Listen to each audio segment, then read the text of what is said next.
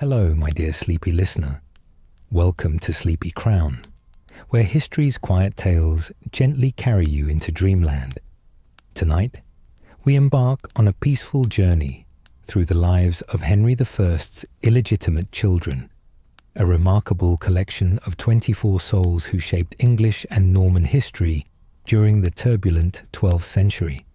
We'll softly explore the story of King Henry Beauclerc himself, from his unexpected rise to the English throne, to his unprecedented use of his bastard children as political tools.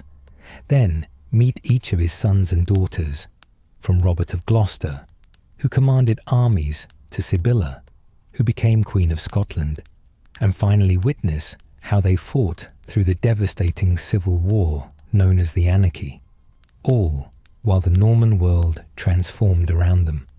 Before you drift away into peaceful slumber, please take a moment to like this video, leave a gentle comment about which of Henry's children you find most fascinating, and subscribe to keep these soothing historical tales coming your way. So cozy up, close your eyes, and let these gentle whispers from medieval England lull you into restful sleep. If you're new here, welcome to the Sleepy Crown family. Henry, later known as Henry Beauclerc, King of England and Duke of Normandy, was born sometime between May of 1068 and May of 1069, most likely in the small Yorkshire town of Selby. He entered the world as the fourth and youngest son of William the Conqueror, that formidable Norman duke who had seized the English crown just 2 years earlier through his famous victory at the Battle of Hastings. Henry's mother was Matilda of Flanders, a woman of impeccable royal lineage who had given William not only sons but also daughters, creating a web of Norman power that stretched across the English Channel. The circumstances of Henry's birth were peculiar for a royal child of that era. Unlike his older brothers Robert, William, and Richard, young Henry was born after the conquest, after his father had transformed from Duke of Normandy into King of England. This timing would prove significant in ways that no one could have predicted during those early years. The Norman court was still establishing itself in a conquered land, still learning to balance the old Anglo-Saxon nobility with the new Norman elite, still building the castles and cathedrals that would mark England as permanently changed. Henry was given his name in honor of his maternal uncle, King Henry I of France, a gesture that connected the young prince to the complex web of continental politics that Norman rulers could never ignore. From his earliest days, the boy, who had become known as Beauclerc, meaning fine scholar or good clerk, showed an unusual aptitude for learning. While his older brothers were trained primarily in the arts of warfare and governance, young Henry received an education that included Latin and the liberal arts, an uncommon thing for a prince of that era. Contemporary chroniclers, including the monk William of Malmesbury, who would later write extensively about Henry's reign, recorded that the young prince was educated in Latin and in the liberal arts, subjects typically reserved for those destined for the church rather than the throne. Indeed, as the youngest son with 3 older brothers ahead of him in line for inheritance, there seemed little chance that Henry would ever rule anything substantial. His father and mother may well have considered a career in the church for this scholarly boy, a common path for younger sons of noble families who would not inherit lands or titles. The court, where Henry grew up, was a masculine, martial place, dominated by warriors who had fought their way to power through the conquest. His father, William, was a man of tremendous physical strength and political cunning, a bastard himself who had clawed his way to control of Normandy as a young man and then accomplished what no one had done in centuries, a successful invasion and conquest of England. The lessons that Henry learned from his father's life would echo throughout his own reign decades later, particularly regarding the usefulness of illegitimate children in building and maintaining power. Young Henry's childhood was spent moving between Normandy and England, following his father's court as William struggled to maintain control over both his duchy and his kingdom. The Norman nobility were a fractious, ambitious group, quick to rebellion when they sensed weakness, eager to expand their own power at the expense of their neighbours or even their lord. Henry watched as his father dealt with these challenges through a combination of overwhelming force, strategic marriages, and careful distribution of lands and titles. These lessons in governance would serve Henry well in later years. The boy's education continued under the watchful eyes of clerics and scholars, men who saw in young Henry a mind capable of understanding not just the immediate tactics of warfare, but the longer strategies of statecraft. He learned to read and write in Latin, the language of law and religion and diplomacy.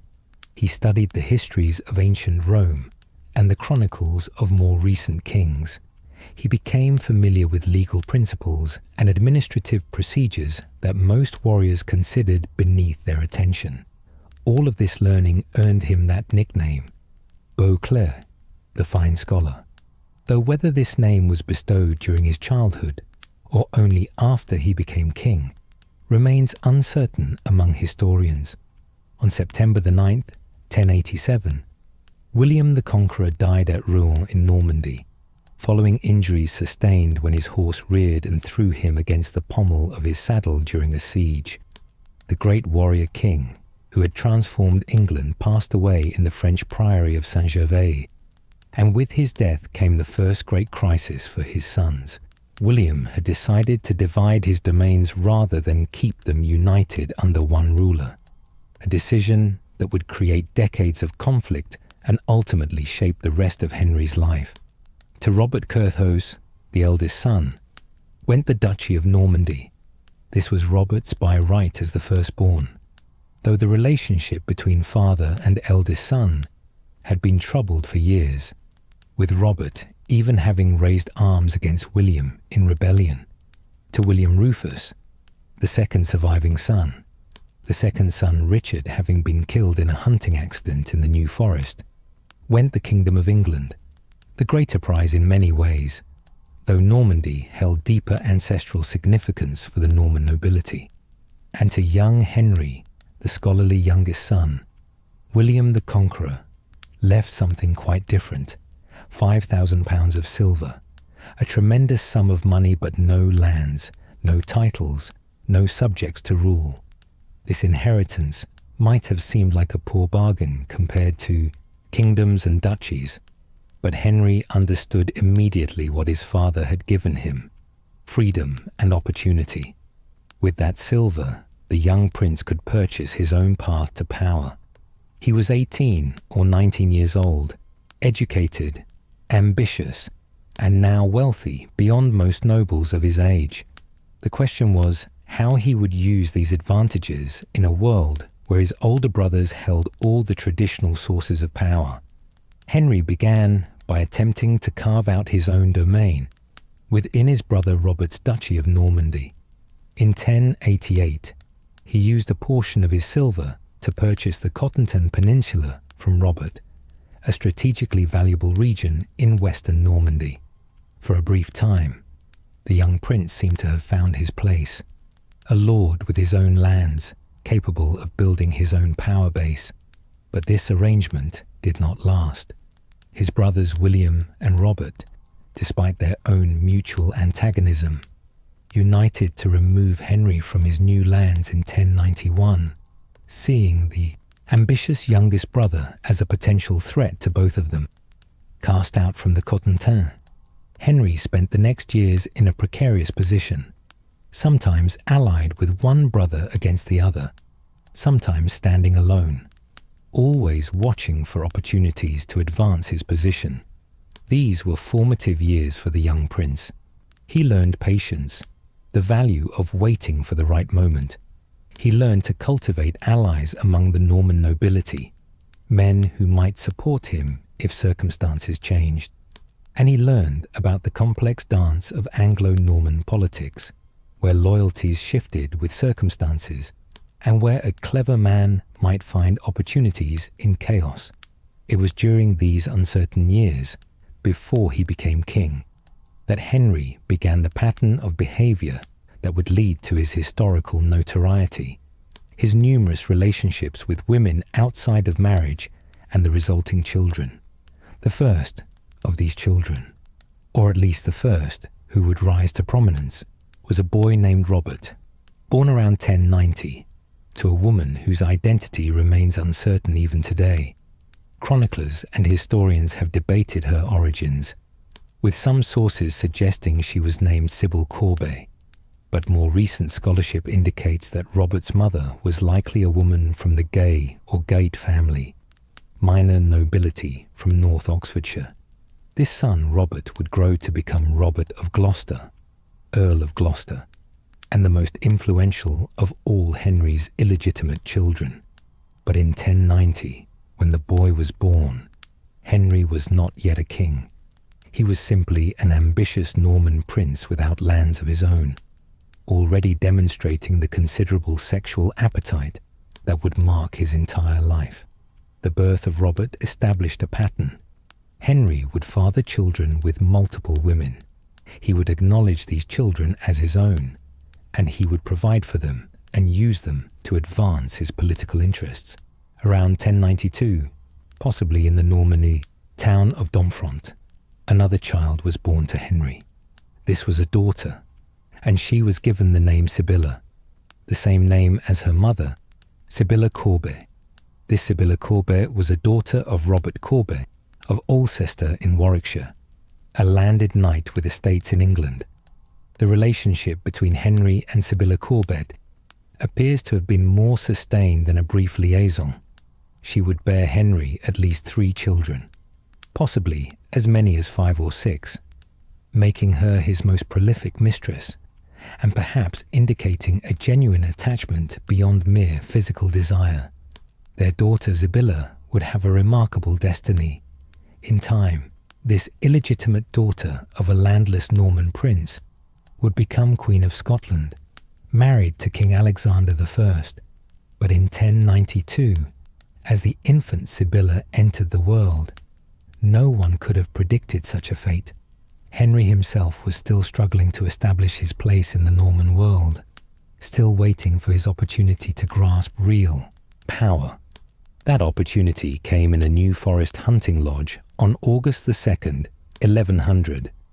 King William Rufus, Henry's brother, who had ruled England since their father's death, was shot through the lung with an arrow during a hunting expedition. The circumstances of William's death have been debated by historians ever since. Was it truly an accident, as the official accounts claimed? Or was it assassination, perhaps orchestrated by Henry himself, who was present in the New Forest that day? The chroniclers of the time offered conflicting accounts, some suggesting divine judgment on a king who had oppressed the church, others hinting at darker possibilities.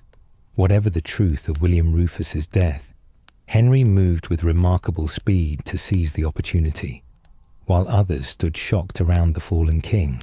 While the body was being carried away to Winchester for burial, Henry rode hard for the royal treasury at Winchester Castle. He arrived there and took possession of the treasury before any rivals could act, securing the money and valuables that were essential to claiming and holding power. Within 3 days, on August 5th, 1100, Henry was crowned King of England at Westminster Abbey in London. This rapid coronation was crucial. Henry's older brother Robert was away on the First Crusade, that great expedition to reclaim Jerusalem from Muslim control. Robert Curthose, as Duke of Normandy and the eldest surviving son of William the Conqueror, might have claimed that he had a better right to the English throne than his younger brother. But Robert was far away in the Holy Land, and in medieval politics, possession was often more important than right. Henry had the crown, the treasury, and the support of enough nobles to make his claim stick. To strengthen his position further, Henry married quickly and strategically. On November the 11th, 1100, just 3 months after taking the throne, he married Edgith, known also as Edith or Matilda, the daughter of Malcolm III, King of Scots, and St. Margaret of Scotland. This marriage was brilliant political calculation. Through his wife, Henry connected himself to the old Anglo-Saxon royal house of Wessex, as St. Margaret was a descendant of the ancient English kings. This connection helped legitimize Henry's rule in the eyes of the English population, who still remembered their Saxon kings and viewed the Normans as foreign conquerors. The marriage also secured Henry's northern border, creating a family alliance with the Scottish crown. There was some controversy about whether Edith had taken vows as a nun during her time in convents as a young woman, which would have made her ineligible for marriage according to church law. But Archbishop Anselm investigated the matter and ruled that although Edith had lived in convents and sometimes worn a veil, she had never actually taken final vows and therefore was free to marry. The marriage proceeded, and Edith took the Norman name Matilda, becoming Queen Matilda of England. Matilda proved to be an effective queen, acting as regent when Henry was away in Normandy, presiding over councils, and extensively supporting religious institutions and charitable works. The couple had 2 children together who survived infancy, a daughter born in 1102, also named Matilda, and a son born in 1103 named William, called William Adelin or William Atheling, from the Anglo-Saxon term for a prince eligible for the throne. There may also have been a second son named Richard, who died in childhood, though the historical record is unclear on this point. Despite his marriage to Queen Matilda, which by all accounts was a successful partnership that helped unite the Norman and Saxon elements of English society, Henry did not curtail his extramarital activities. He continued to father children with various mistresses, both before and after his marriage. By the time of his death in 1135, Henry would be credited with acknowledging at least 20, and possibly as many as 25 illegitimate children, more than any other English monarch before or since. This extraordinary number of bastards was remarked upon even in his own time, when such behaviour was not particularly unusual for kings and nobles. The chronicler William of Malmesbury, writing during and shortly after Henry's reign, noted that the king had a considerable sexual appetite and enjoyed a substantial number of sexual partners. Other contemporary writers made similar observations, though they varied in their judgment of whether this behaviour was a moral failing or simply an expected aspect of royal masculinity. What distinguished Henry from other monarchs with illegitimate children was not just the quantity, but how systematically he used these children as tools of statecraft. Let us meet now these remarkable individuals, these 24 souls who carried royal blood but not royal legitimacy, who would shape the history of England and Normandy in profound ways. The eldest and most important of Henry's illegitimate children was Robert, who would become known as Robert of Gloucester. Born around 1090 in Cornwall, Normandy, before his father became king, Robert was acknowledged by Henry from birth. The identity of Robert's mother has been the subject of historical debate. Older sources often claimed that she was the famous Welsh beauty Nes Fyrch Rhys, daughter of Rhys ap Tudor, the last native prince of Deheubarth in South Wales. Nest was indeed one of Henry's mistresses and bore him at least one son. But modern scholarship suggests that Robert's mother was more likely a woman from the Gay or Gate family of minor nobility in North Oxfordshire. William of Malmesbury referred to Robert's Norman, Flemish, and French ancestry, which fits with a mother from the Norman nobility rather than a Welsh princess. Robert was raised at his father's court and received an education befitting a prince, even if he was an illegitimate one. He had a reputation as an educated man, not surprising given his father's own scholarly inclinations. As Henry consolidated his power in England, and eventually in Normandy as well, he made Robert one of his principal supporters and granted him extensive lands and titles. Around 1119, when Robert was approaching 30 years old, Henry arranged a marriage for him to Mabel Fitzhamon, daughter and heiress of Robert Fitzhamon, who held the lordship of Gloucester and extensive lands in Wales, particularly Glamorgan. This marriage transformed Robert's position. Through his wife, he gained control of Gloucester and its surrounding lands, along with territories in Wales and Normandy. In either 1121 or 1122, Henry created Robert as Earl of Gloucester, making him one of the most powerful nobles in England. The king also granted Robert custody of numerous royal castles, including Gloucester Castle, Canterbury Castle, and the important fortresses of Bristol, Leeds, and Dover. Bristol Castle became Robert's principal seat in England, and he made significant additions to its fortifications and interior buildings. Robert married Mabel in June of 1119, and they had 7 children together. Their eldest son William eventually succeeded Robert as the second Earl of Gloucester. Another son, Roger, became Bishop of Worcester. A third son, Hamon, was killed at the siege of Toulouse in 1159. A fourth son, Richard, succeeded his mother as Sieur de Cruilly in Normandy. Their daughter, Matilda, married Ranulph de Gernon, who became the 4th Earl of Chester, creating an alliance between 2 of the most powerful noble families in England. Another son, Philip, became Castellan of Cricklade. Robert also had at least one illegitimate son himself, Richard, who became Bishop of Bayeux. During King Henry's reign, Robert of Gloucester served as one of his father's most trusted military commanders and advisors. He fought in the Battle of Bremule in 1119 and proved himself repeatedly as a capable warrior and leader. But Robert's greatest test would come after his father's death, when his loyalty to his legitimate half-sister, the Empress Matilda, would plunge him into nearly 2 decades of civil war.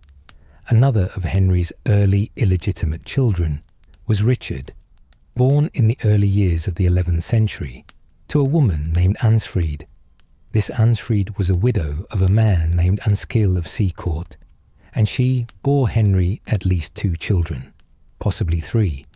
Richard was raised by Robert Bleu, the Bishop of Lincoln, receiving an ecclesiastical education. His future seemed promising, perhaps a career in the church, as often happened with noble bastards who showed scholarly inclination. But Richard would meet a tragic end at age 17 or 18, drowned in the most famous shipwreck in English medieval history.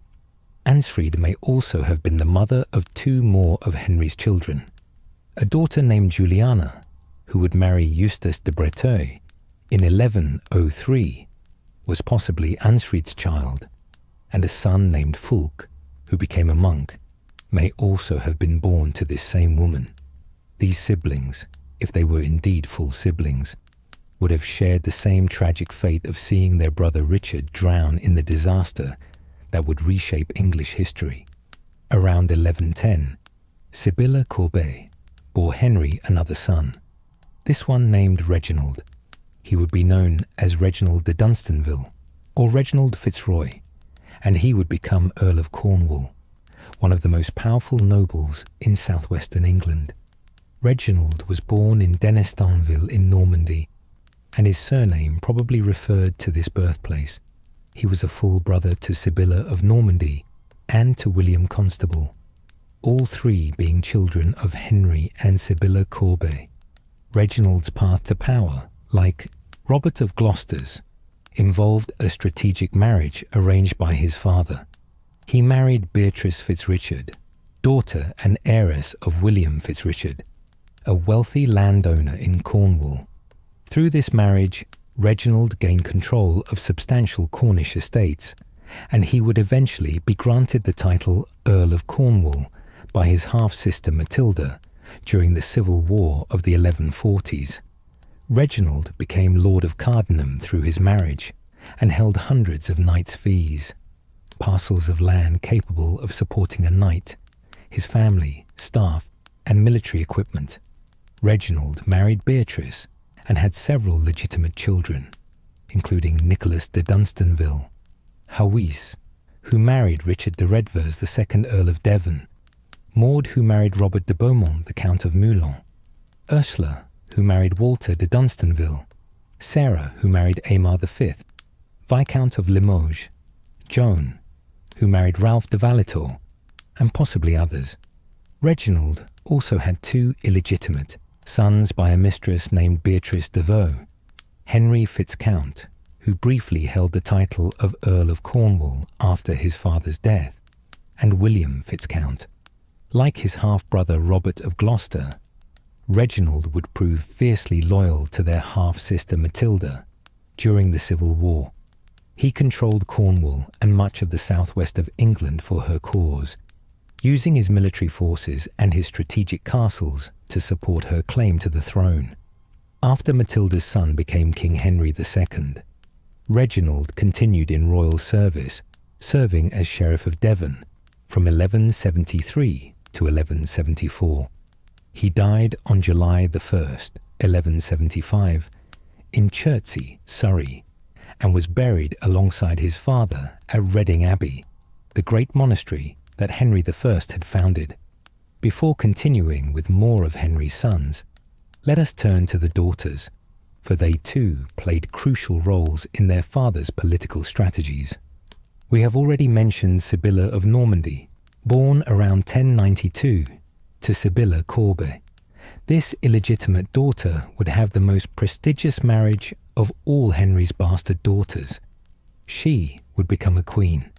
Around 1107, upon the accession of Alexander I to the throne of Scotland, the 15-year-old Sybilla married this Scottish king. The marriage served multiple purposes for Henry.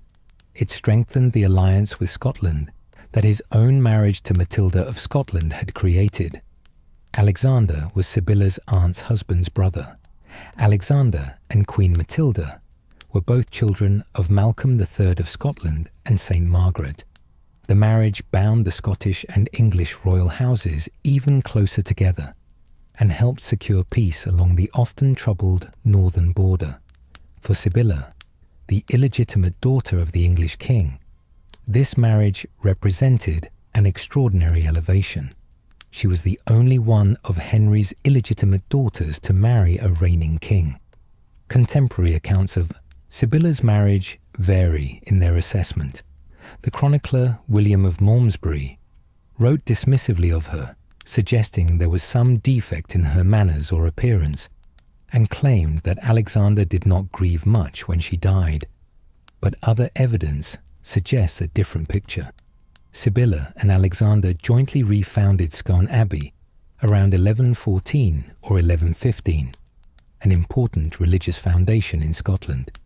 Alexander established a priory on an island in Loch Tay and granted it to Scone Abbey, showing his piety and perhaps his affection for his wife.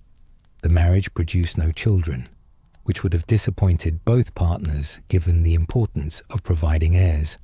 Sybilla died on July the 12th or 13th, 1122, on the Isle of Loch Tay in Perthshire, Scotland. She was buried either there at the priory Alexander had founded, or possibly at Dunfermline Abbey. She was only about 30 years old at her death. Alexander never remarried and died, himself just 2 years later in 1124, still a relatively young man. The Scottish throne passed to Alexander's younger brother David, who had spent considerable time at the English court and maintained friendly relations with England. Another of Henry's daughters who married into high nobility was Matilda, who became Countess of Perthshire through her marriage to Count Rotrou, the third of Perche, in 1103. Her mother was a woman named Edith, but nothing else is known about this woman's origins or background. The match with Rotrou secured an important alliance along the Norman border. The county of Perche was strategically located between Normandy and the domains of the French crown, and having the Count as a relative by marriage helped protect Norman interests.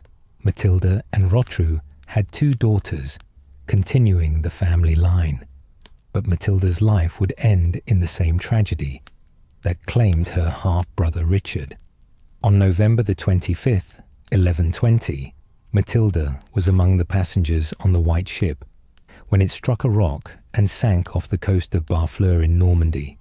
She drowned in the freezing November waters, one of approximately 300 people who perished that night. The story of her death is particularly poignant. When the ship struck the rock and began to sink, William Adelin, Henry's legitimate son and heir to the throne, was quickly placed in a small boat by his guards. He was being rowed to safety when he heard the screams of his half-sister Matilda in the water.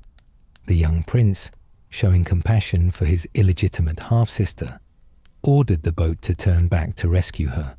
But as they approached the sinking ship, desperate passengers and crew members tried to climb into the small boat. The boat was swamped by the weight and chaos, capsizing and drowning everyone aboard, including both William and Matilda. Yet another of Henry's daughters was also named Matilda, which can create confusion when studying this period. This Matilda married Conan III, Duke of Brittany. Once again, this marriage served strategic purposes. Brittany was another region bordering Normandy, and having the Duke as a son-in-law helped secure that frontier. Henry arranged this marriage as part of his diplomatic efforts to isolate the French king and protect his continental domains. The marriage produced children, continuing the ducal line of Brittany. A 4th person, named Matilda, among Henry's children, was Matilda, who became Abbess of Montvilliers, a convent in Normandy.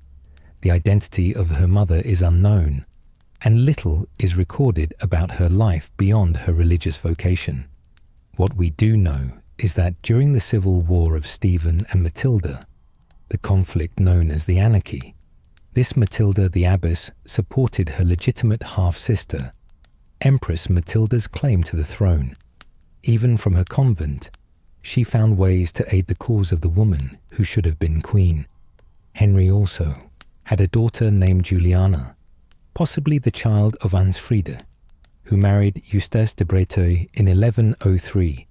Eustace was himself illegitimate, the bastard son of a noble family. The couple had 2 daughters together. Juliana was apparently one of Henry's older illegitimate children. Probably born in the early 1090s, her life took a dramatic turn during a conflict between her husband and her father. Eustace de Breteuil rebelled against King Henry, and in the course of their conflict, Eustace captured and blinded some of Henry's supporters. In retaliation, Henry had Eustace's children by Juliana taken from them. Juliana was so enraged by this that she attempted to kill her own father. She approached Henry with a crossbow and tried to shoot him, but the assassination attempt failed.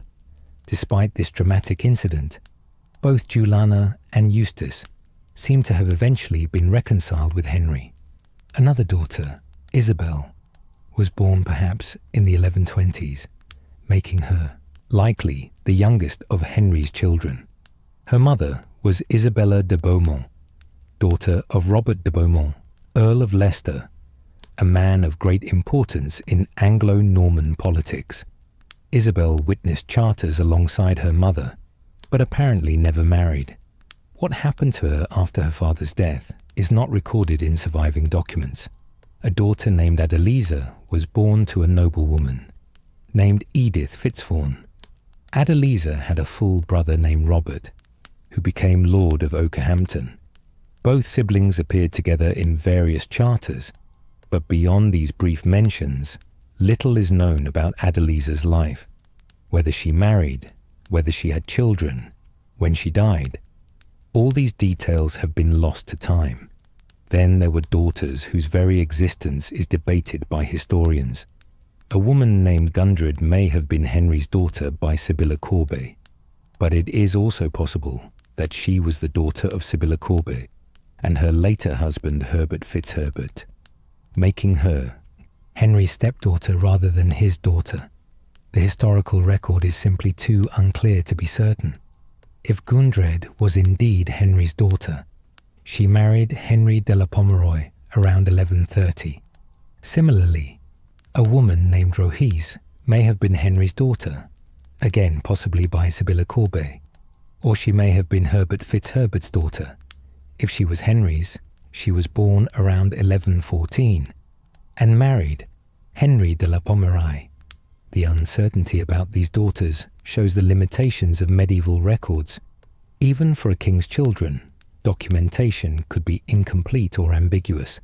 There was also a daughter named Alice, about whom almost nothing is known beyond her existence. Her mother is not recorded. Her marriage, if any, is not recorded. Her fate is not recorded. She appears in some lists of Henry's children, but as little more than a name. Some sources mention a daughter named Constance, who is sometimes also referred to as Matilda, adding to the confusion of multiple daughters with the same name. Even a daughter named Emma is mentioned in some chronicles, said to have married Guy de Laval, but Emma's reported birth date of around 1138 would put it after Henry's death, which has led most historians to question whether she was really his daughter. Let us pause for a moment in our journey through this crowded family tree, dear listener, and consider the world these children inhabited. Medieval England in the early 12th century was a land of contrasts and contradictions. Great stone castles rose from the landscape, Norman fortresses built to dominate a conquered people, their thick walls and square towers declaring the power of their lords. Yet between these castles lay vast stretches of countryside, little changed from Anglo-Saxon times. Villages of wooden houses with thatched roofs, fields worked by peasants who spoke English rather than French, ancient churches where prayers were still said in the old ways, the court where Henry's illegitimate children were raised, at least those favoured enough to be brought into his household, moved constantly between England and Normandy. Medieval kingship was itinerant. The king travelled from manor to manor, castle to castle, consuming the food rendered to him as tax, holding court to hear disputes and grant favours, displaying his power through his presence. Where the king went, so went the court. The nobles and knights, the clerks and chaplains, the servants and guards, all the apparatus of royal power packed onto horses and wagons and moved from place to place. For the children who grew up in this world, life meant learning to adapt to constant movement. They learned languages, French, the language of the Norman conquerors and the court, Latin, the language of the church and of written documents, and perhaps English, the language still spoken by the vast majority of people in England, which Henry himself had learned and which marked him as different from his more purely Norman predecessors. They learned the arts appropriate to their station. Boys trained in warfare with wooden swords and then real ones, learning to ride war horses, to fight with lance and sword, to understand tactics and strategy. Girls learned the skills of managing great households, of needlework and music, of the religious devotions expected of noble women, and of the political manoeuvring that came with managing marriages and family alliances. The bastard children of the king occupied a peculiar position in this world. They were royal, recognized and acknowledged, granted lands and titles and advantageous marriages, yet they were also marked as illegitimate, excluded from the direct line of succession, dependent entirely on their father's favour and on their own abilities to maintain their positions. This created a particular kind of ambition and loyalty. They had much to gain from supporting their father and his chosen heir, and everything to lose if they fell from favour or backed the wrong side in a succession dispute. The relationship between Henry and Sybilla Corbet appears to have been particularly enduring among his many liaisons. she bore him multiple children over a span of years, suggesting either a sustained relationship or at least periodic returns to her bed. Sybilla came from the Corbet family of Shropshire and Warwickshire, minor nobility with lands and local importance, but not great national prominence. Her father, Robert Corbet, held the lordship of Alcester in Warwickshire, and Sybilla was his daughter and co-heiress. For a woman like Sybilla, becoming the king's mistress was both an elevation and a complication. It brought her into contact with the royal court, gave her children with royal blood, and likely brought material benefits to her and her family. But it also marked her as a woman who had borne children outside marriage, which carried moral stigma in the eyes of the church, even if the king's favour protected her from social ostracism. When her relationship with Henry ended, whether because Henry moved on to other women, or because circumstances changed, or simply because time passed, Sybilla married Herbert Fitzherbert, a man who held lands in Yorkshire and Gloucestershire, and who served as chamberlain at court. That Herbert Fitzherbert was willing to marry Sybilla Corbet, despite her having borne multiple children to the king, tells us something about medieval attitudes toward such matters. A woman who had been the king's mistress was not unmarriageable, particularly if she brought with her the connections and possible favour that came from having borne royal children. Sybilla and Herbert went on to have at least 4 children together, including a son named Herbert Fitzherbert, who would later serve as Lord Chamberlain to King Henry II, connecting the family once again to royal service in the next generation. The children that Sybilla bore to Henry formed something of a family unit among themselves. Sybilla of Normandy, Reginald de Dunstanville, and William Constable were full siblings, sharing both a father and a mother. This blood connection seems to have created bonds between them. When Sybilla married King Alexander of Scotland, her brother William accompanied her to Scotland and is mentioned in Scottish records as the Queen's brother. Later, when Reginald de Dunstanville fought for the Empress Matilda during the Anarchy, he was following the path laid out by his half-brother Robert of Gloucester, but he may also have felt family obligation to support his full sister Sybilla's nephew, for the Empress Matilda was the daughter of Queen Matilda of England, who was the sister of King Alexander of Scotland, who had married Reginald's full sister Sybilla. The family connections grew tangled, but they created networks of obligation and loyalty that shaped political choices. Another woman who bore Henry a son was Nest Furch, Rhys, a figure of legendary status in Welsh history and Norman chronicles alike. Nest was called the Helen of Wales for her beauty, and her life was marked by numerous relationships with Norman lords as well as her royal liaison with Henry. She was the daughter of Rhys ap Tudor, who had been the last independent Prince of Deheubarth in South Wales before the Norman conquest of that region.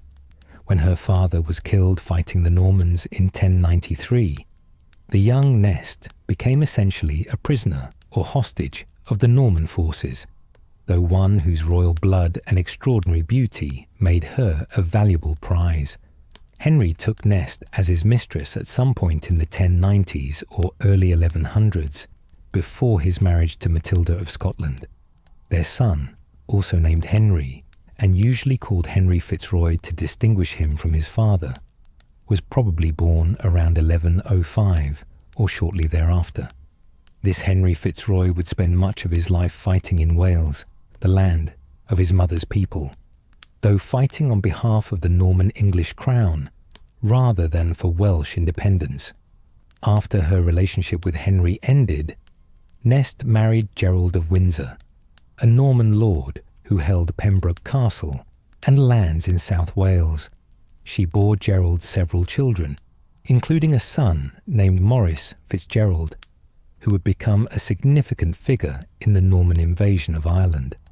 Nest's descendants, through both her royal liaison and her marriage, would be important in the history of Wales, Ireland, and England for generations. But let us return now to Henry's other sons, for there were several others beyond Robert and Reginald who played important roles. Henry Fitzroy, the son of Nest, distinguished from the later Henry Fitzroy, who was a son of King Henry VIII centuries later, was born to that Welsh princess who was sometimes called the Helen of Wales for her legendary beauty.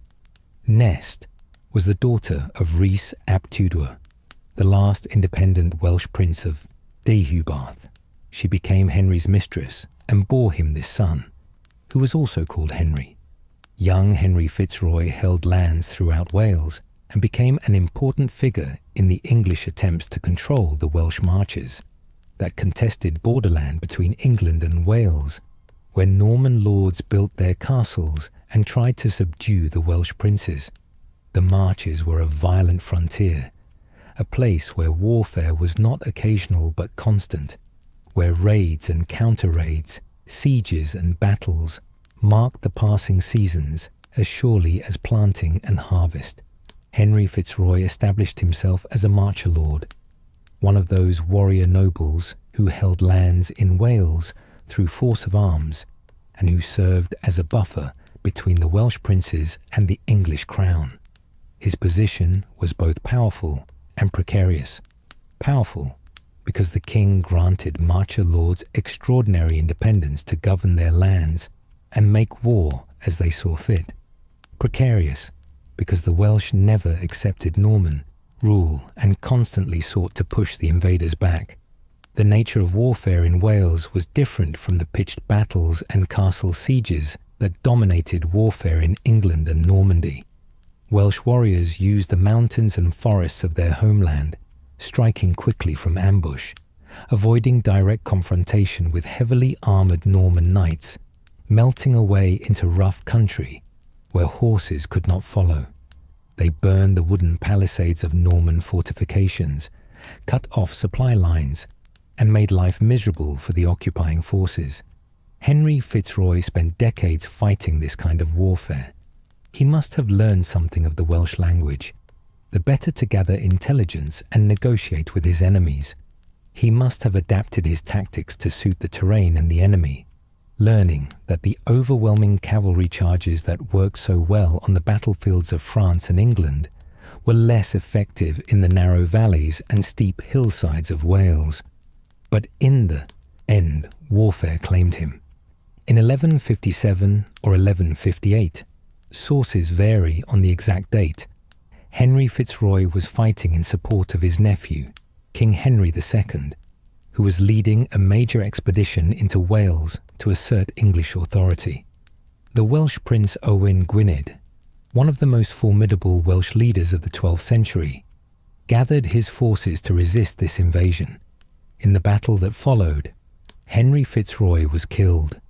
Chronicles record that he fell in a shower of lances, cut down by Welsh warriors as the fighting raged.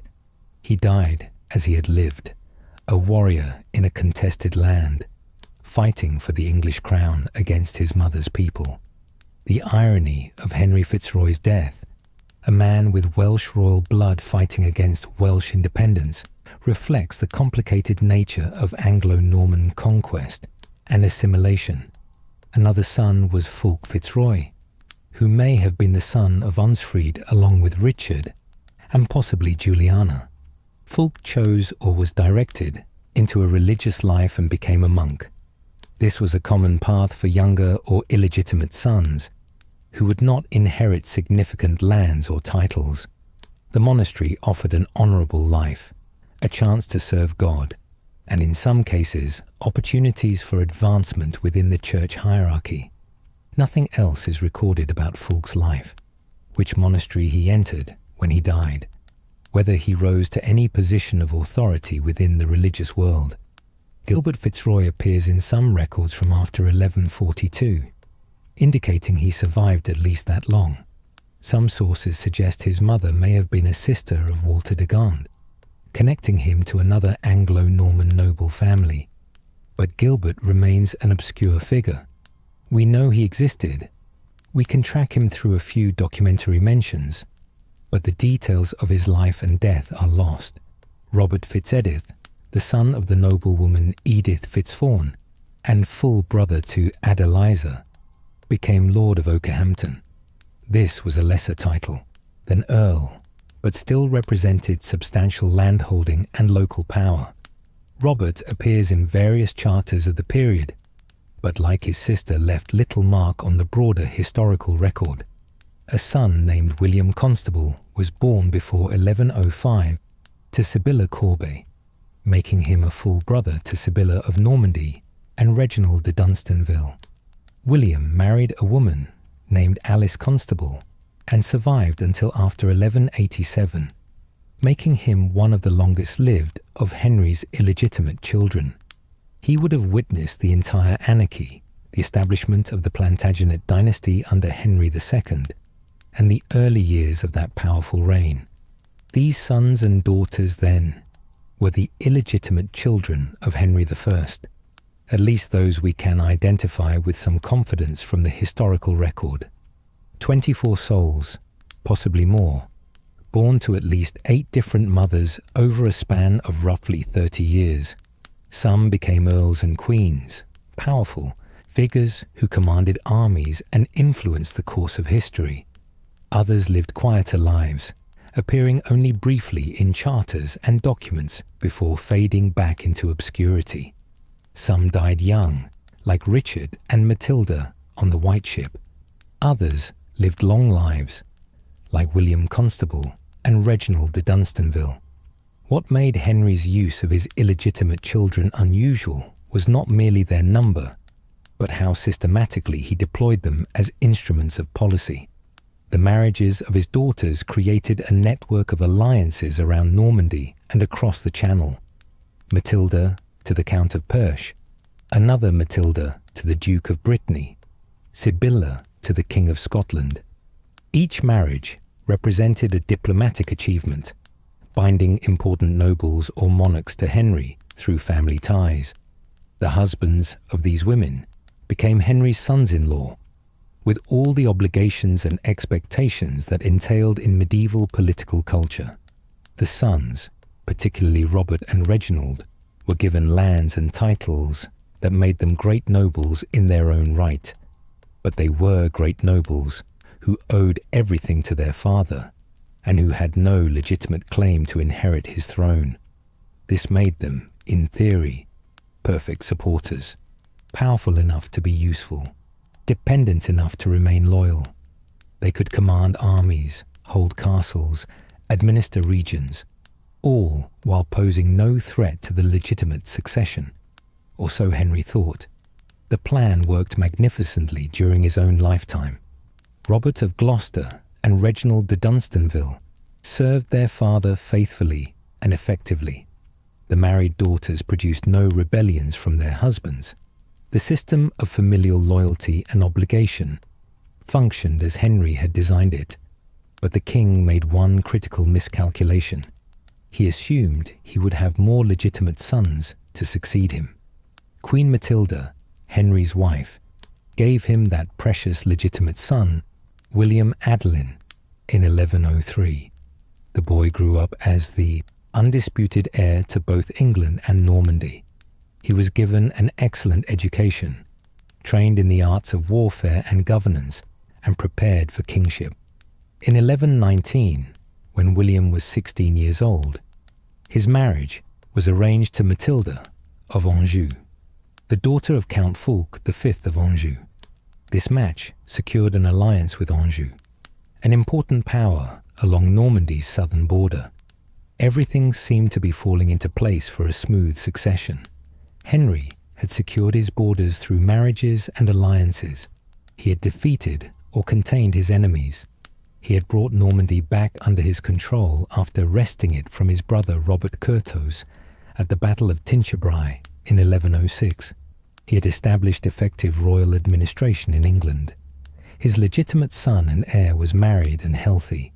The kingdom appeared secure. Then came the 25th of November, 1120, a date that would echo through English history for centuries to come. The autumn of 1120 had been a time of diplomatic success for King Henry. He had been in Normandy, dealing with the complex web of continental politics that constantly demanded attention. The relationship between the Norman dukes, who ruled England, and the French kings, who were technically their overlords for Normandy, was always delicate, always potentially explosive. Henry had just achieved a major diplomatic victory, securing recognition from King Louis VI of France for William Adelin as the rightful Duke of Normandy and heir to England. This recognition was crucial. It meant that the French king, who could have supported rival claims or caused trouble for the succession, had formally accepted that William would follow his father as Duke of Normandy. Combined with the fact that William had been married since 1119 to Matilda of Anjou, daughter of the powerful Count Fulk V, the future of the Anglo-Norman realm seemed secure.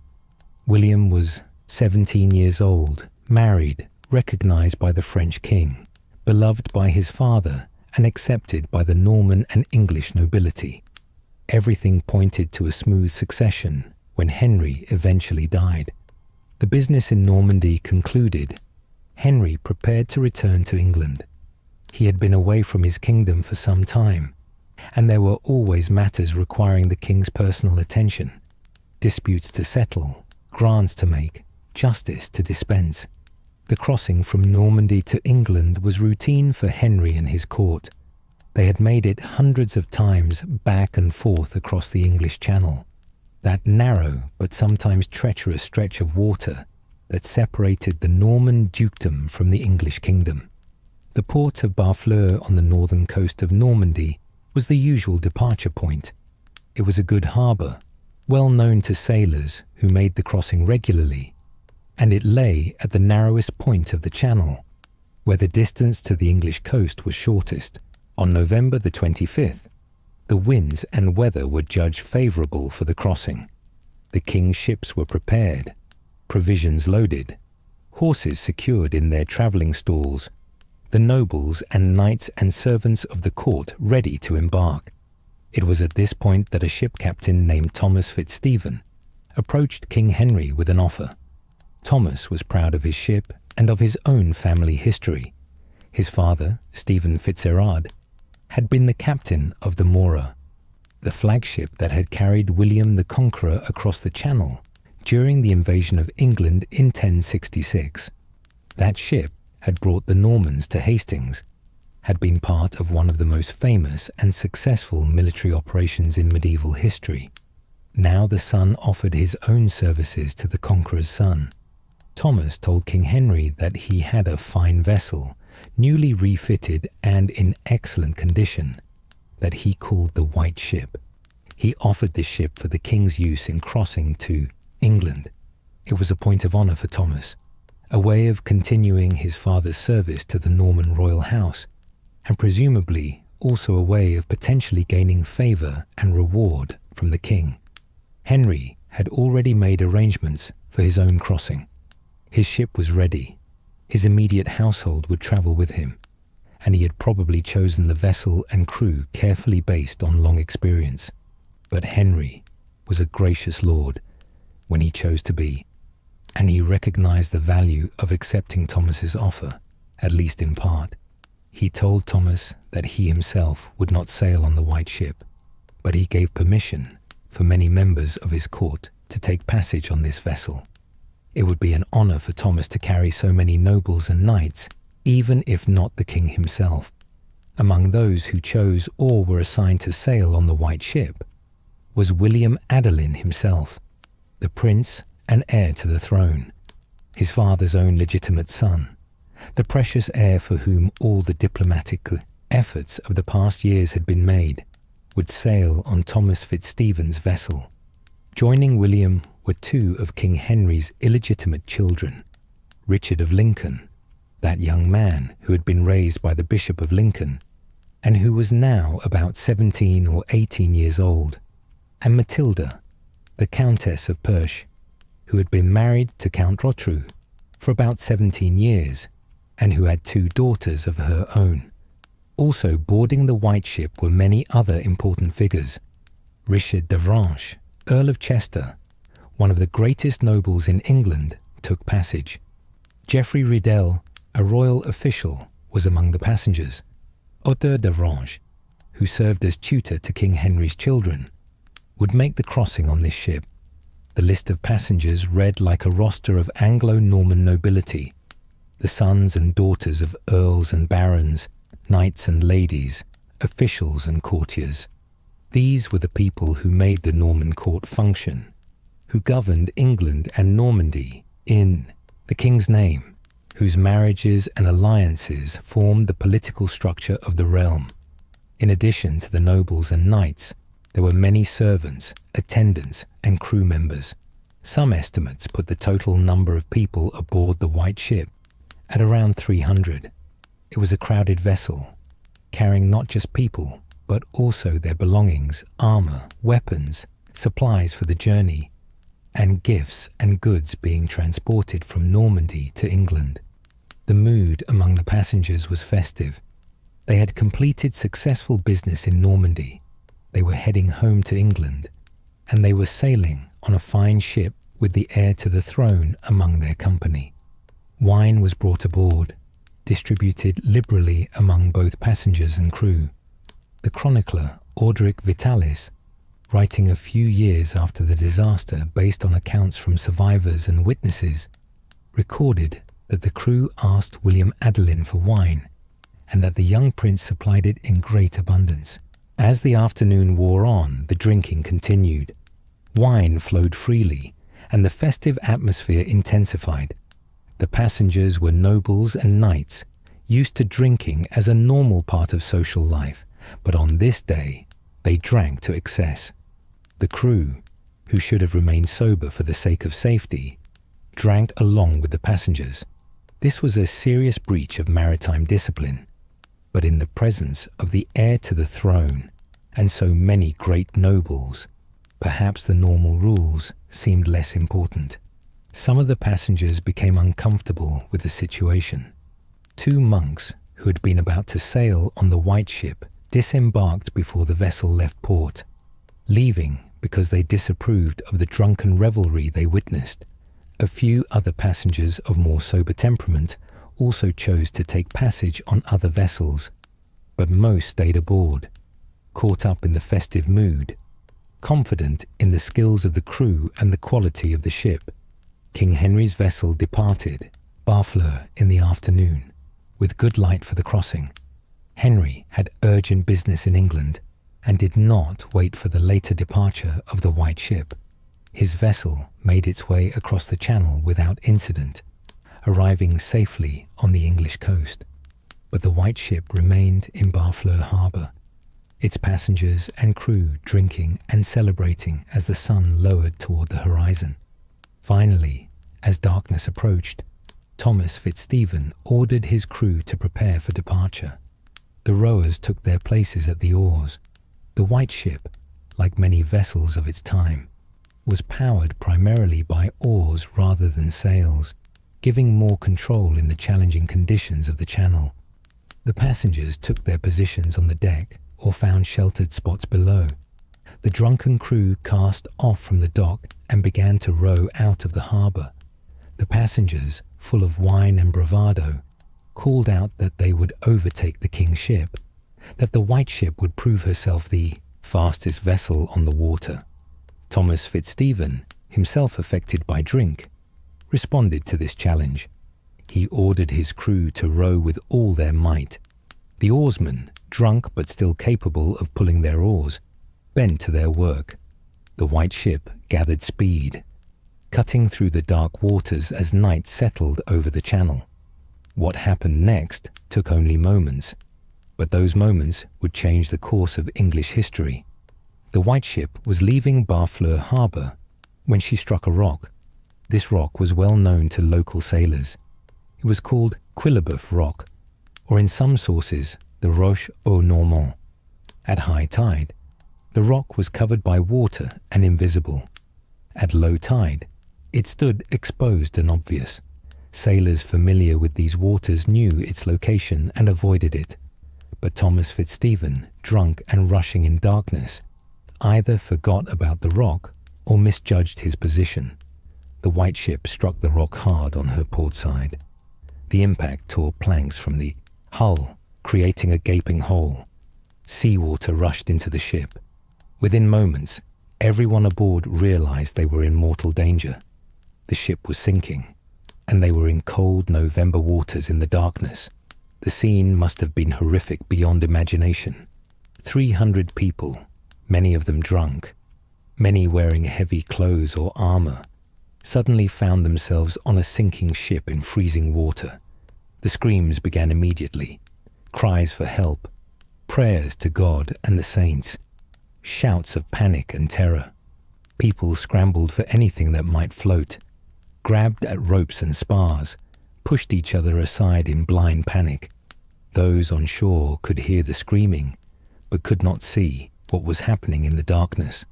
The cries carried across the water, but without light, it was impossible to tell exactly where they came from or what was happening. Other ships in the area heard the commotion, but in the confusion and darkness could not immediately respond effectively. On the white ship, chaos reigned. The ship was tilting, taking on water rapidly, beginning her final plunge to the bottom. People were thrown into the freezing channel waters, the cold shocking their bodies, heavy clothes pulling them down. Many could not swim. Swimming was not a common skill in the medieval period. Even those who had some ability to stay afloat faced the problem of the cold. November waters in the English Channel are brutally cold. Even a strong swimmer would succumb to hypothermia within minutes. William Adelin's bodyguards acted quickly. They got the prince into a small boat, probably the white ship's tender, a smaller boat used to ferry people between ship and shore. They began to row away from the sinking vessel, pulling the prince toward safety. If they could just get him to shore or to another ship, the heir would survive. Everything else was disaster, but at least William would live. But as they rowed away, William Adelin heard a voice from the water. His half-sister Matilda, the Countess of Perche, was in the freezing water crying out for help. She was drowning, like so many others, and in her terror, she screamed for rescue. William heard his sister's cries. He was being rowed to safety while she drowned. He was 17 years old, the heir to England and Normandy, and his half-sister, illegitimate, but still his sister, still family, was dying in the water behind him. William Adelin made a choice that showed both his compassion and his tragic fate. He ordered the boat to turn around.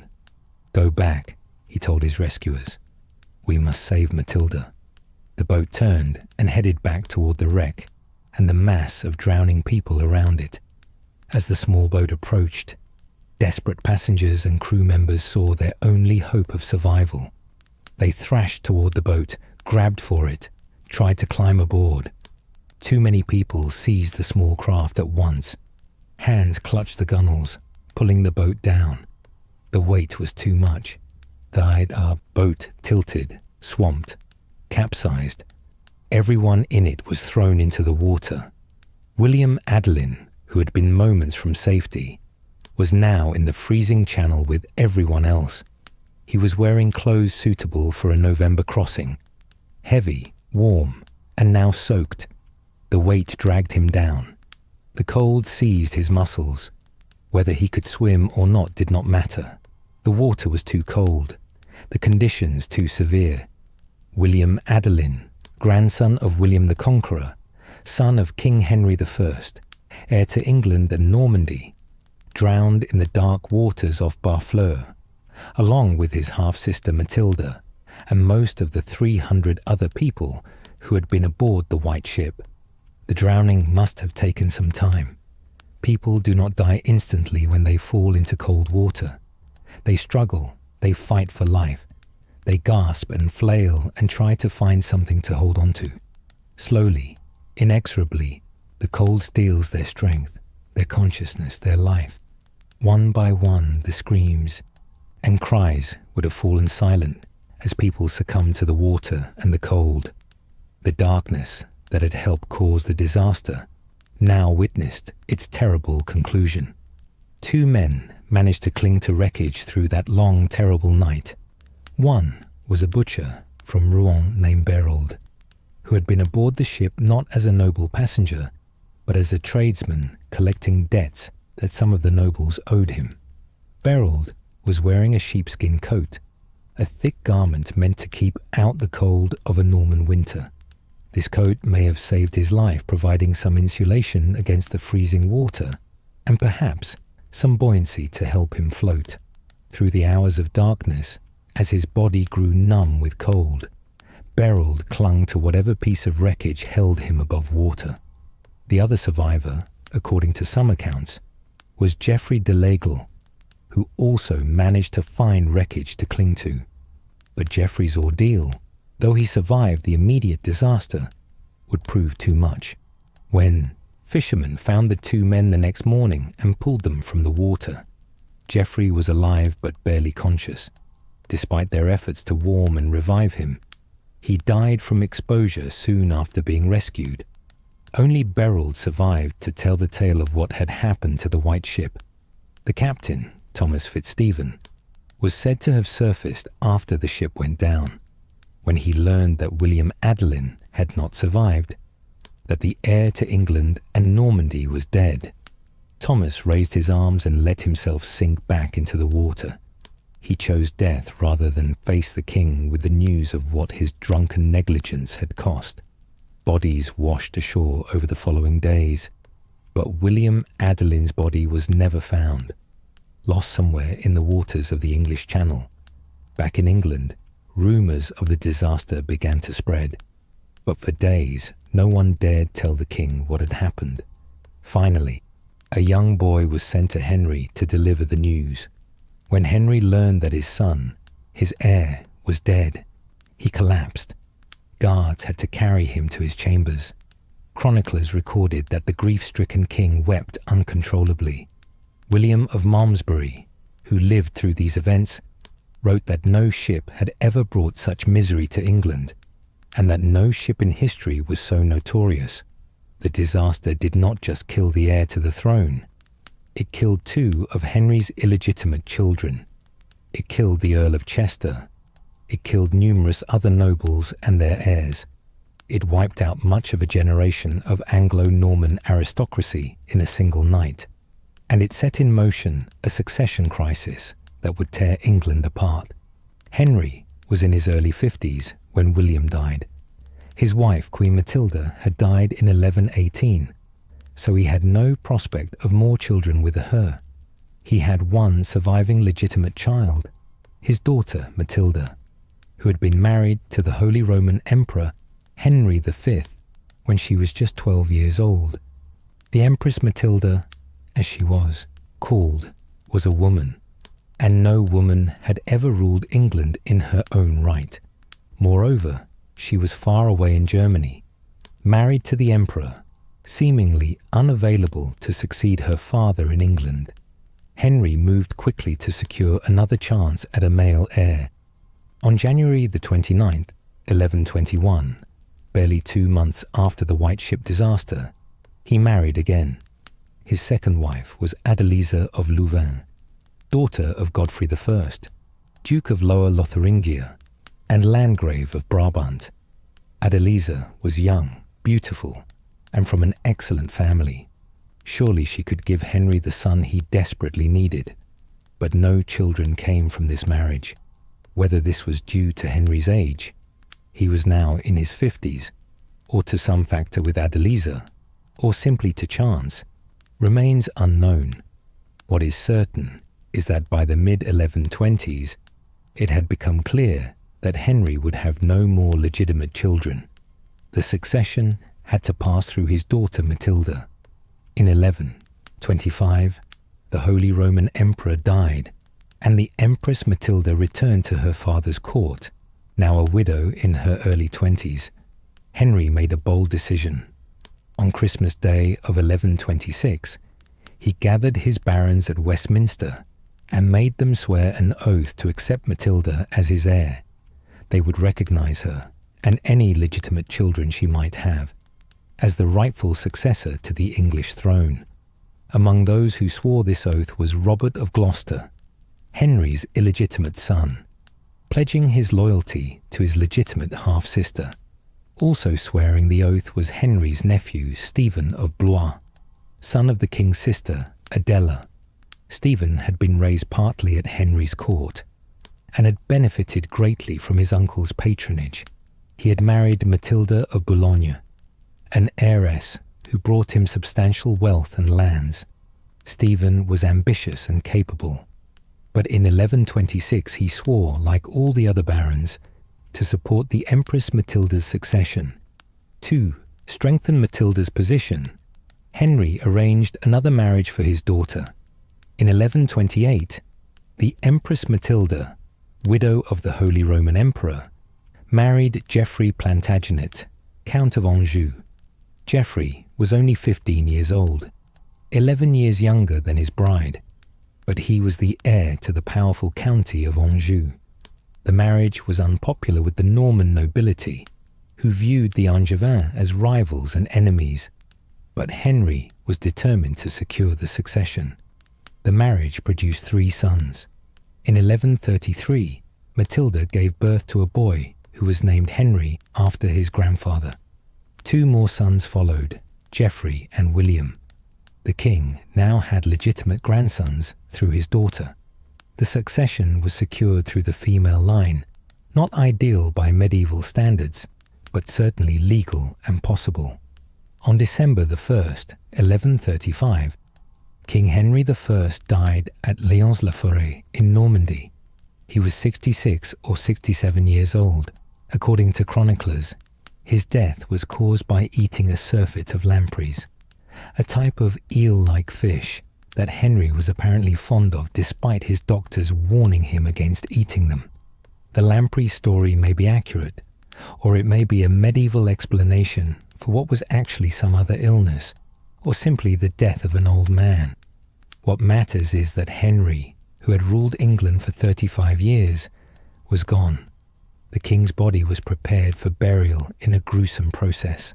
Medieval embalming techniques involved removing the internal organs and often the brain, then treating the body with salt and other preservatives.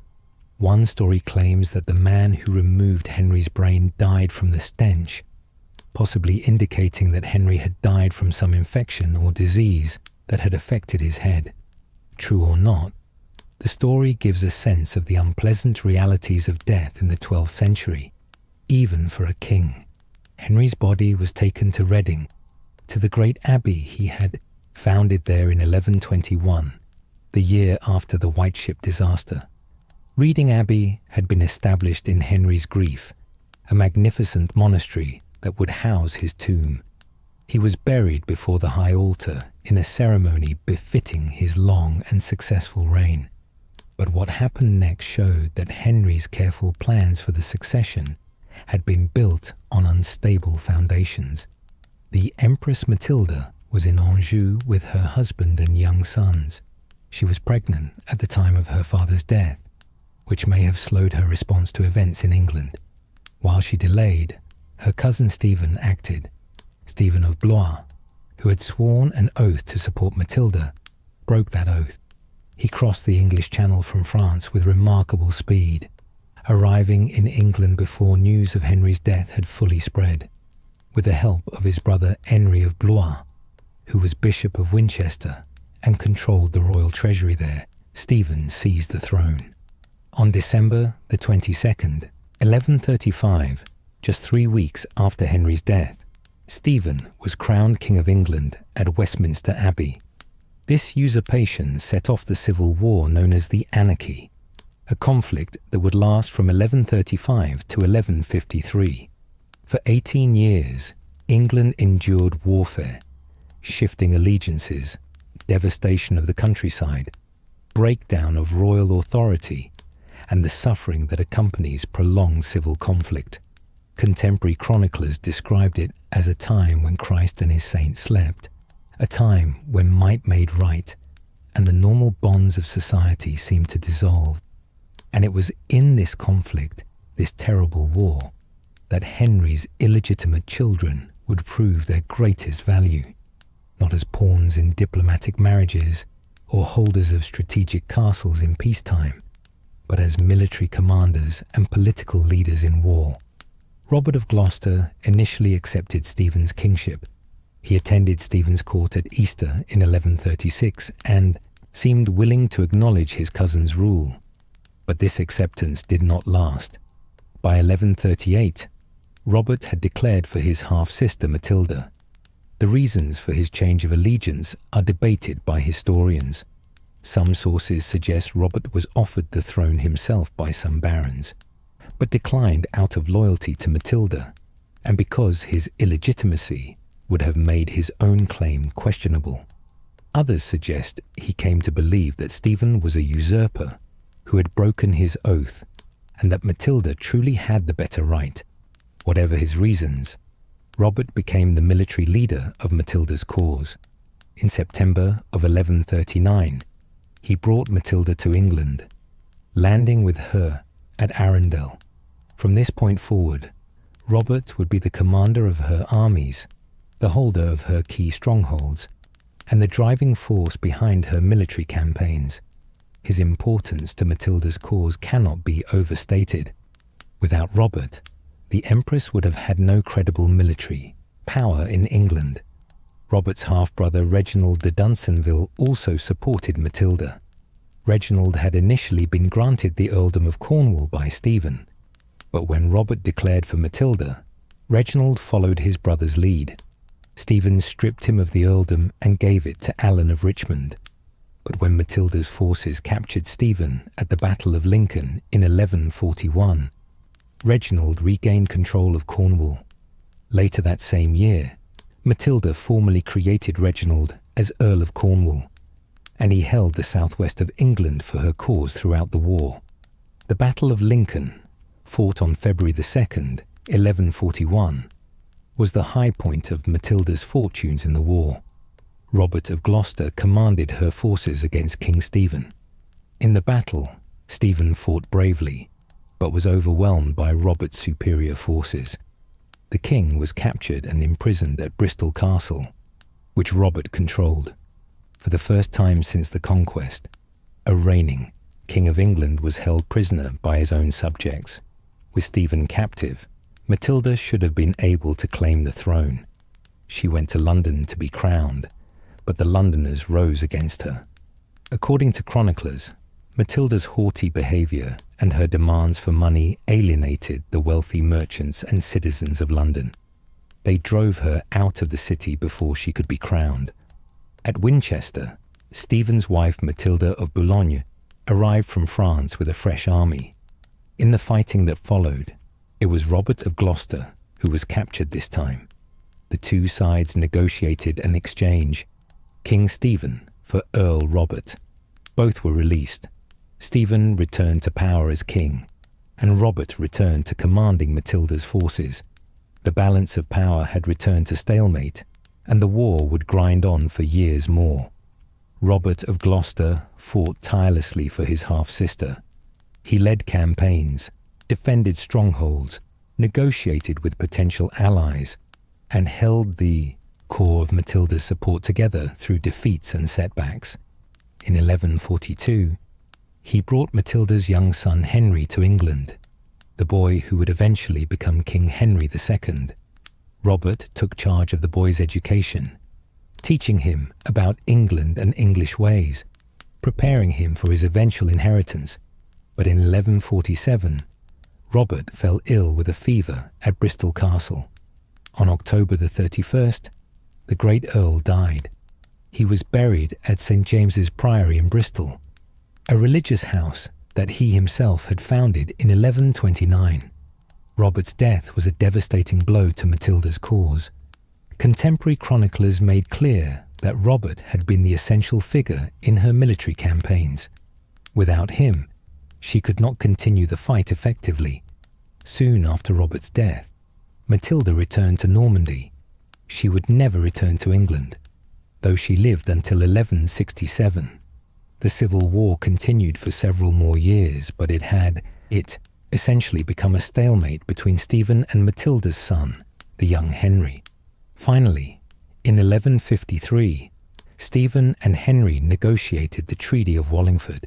By its terms, Stephen would remain king for the rest of his life, but Henry would succeed him.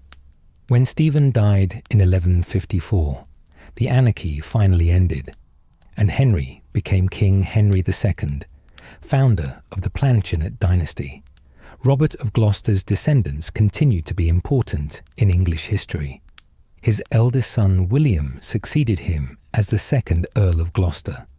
Robert's granddaughter Isabel of Gloucester would later marry King John, the youngest son of Henry II, bringing the Gloucester lands and title briefly into the royal family directly. Reginald de Dunstanville outlived his half-brother Robert by many years. After Henry II became king, Reginald continued to serve the crown loyally. He was involved in negotiations between Henry II and Thomas Becket during their bitter dispute. He led campaigns against rebels during the Great Revolt of 1173 to 1174, when Henry II's own wife and sons rose against him. Reginald held 215 knights' fees in Cornwall and Devon, making him one of the greatest landholders in the realm. Reginald died on July 1st, 1175, at Chertsey in Surrey. Like Robert, like their father Henry I, Reginald was buried at Reading Abbey. The great monastery that Henry had founded now held the tombs of the king and two of his most important illegitimate sons. Reginald's death, without surviving legitimate male heirs, meant the earldom of Cornwall lapsed for a time, eventually being granted by Henry II to his youngest son John. Of the other illegitimate children of Henry I, we know less about their roles in the anarchy. Some undoubtedly supported Stephen, others supported Matilda. Family ties could be complicated by marital alliances, landholding interests, and personal calculations of advantage. Not all of Henry's bastards chose to support Matilda simply because she was their legitimate half-sister. What the lives of these 24 children reveal is a medieval world where illegitimacy was not the permanent stain that later centuries would make it. True, bastards could not inherit the throne or succeed to their father's lands in the normal course of events. True, they were marked as illegitimate in both church law and secular law, but they were not outcasts. They were not hidden away in shame. Henry acknowledged his illegitimate children, provided for them, used them as instruments of policy, and they in turn served him and advanced through society based partly on their royal blood and partly on their own abilities. Robert of Gloucester is sometimes praised by chroniclers as a man of proven talent and admirable wisdom. The chronicler who wrote the Gesta Stephani reported that some proposed Robert for the throne after Henry's death, but that Robert declined, saying it was fairer to yield the crown to his sister's son, the future Henry II, than to presumptuously arrogate it to himself. Whether this story is accurate or not, it presents Robert as a man of principle who understood that his illegitimacy made him unsuitable for the throne, even though his abilities made him fit to rule. This attitude toward illegitimacy was particularly influenced by Welsh and Anglo-Saxon traditions, which were less rigid about legitimacy than later medieval law would become. In Wales, an illegitimate son acknowledged by his father had legal rights and could inherit. The chronicler who recorded Robert's story noted that in Wales of that era, Robert of Gloucester might well have been accepted as king had he pressed his claim. But England followed Norman and continental law, which was stricter about the distinction between legitimate and illegitimate birth. The marriages that Henry arranged for his daughters show another aspect of how illegitimacy functioned in this period. These marriages were prestigious alliances with counts, dukes, and in Sybilla's case, a king. The fact that the brides were illegitimate did not prevent these matches. What mattered more was that they were acknowledged daughters of the King of England, carrying royal blood and coming with substantial dowries and the promise of royal favour. In an age when political alliances were often sealed with marriage, Henry's daughters were valuable marriage partners despite their illegitimate birth. The sons, particularly those like Robert and Reginald, who were given great estates and titles, functioned almost like legitimate princes in terms of their wealth and power. They commanded soldiers, held castles, administered justice, patronized monasteries and churches, and married into great noble families. Their illegitimacy prevented them from inheriting the throne or succeeding automatically to their father's lands, but it did not prevent them from living as great nobles. Henry's use of his illegitimate children can be seen as a calculated strategy that worked brilliantly during his lifetime. By acknowledging and supporting numerous bastards, he created a network of relatives who owed their positions entirely to him and who could be deployed to serve royal interests. The system required Henry to provide for all these children, to arrange marriages, grant lands, give titles and offices, but the return on that investment was a network of loyal supporters in crucial positions throughout the realm. The system's great weakness only became apparent after Henry's death. Robert and Reginald supported Matilda loyally, but they could not prevent Stephen from seizing the throne, and they could not win the war for Matilda. The very factors that made them valuable supporters, their military skill, their landholdings, their noble marriages, meant they were thoroughly enmeshed in the feudal politics of their era, with all the complexities and competing loyalties that entailed. Moreover, the tragedy of the White Ship had shown how vulnerable Henry's careful plans were to chance. Had William Adelin survived that November night, the succession would have been secure. Had William lived, there would have been no anarchy, no civil war, no question about whether a woman could rule England. The entire course of 12th century English history turned on that moment when the drunk helmsman of the White Ship failed to avoid a well-known rock.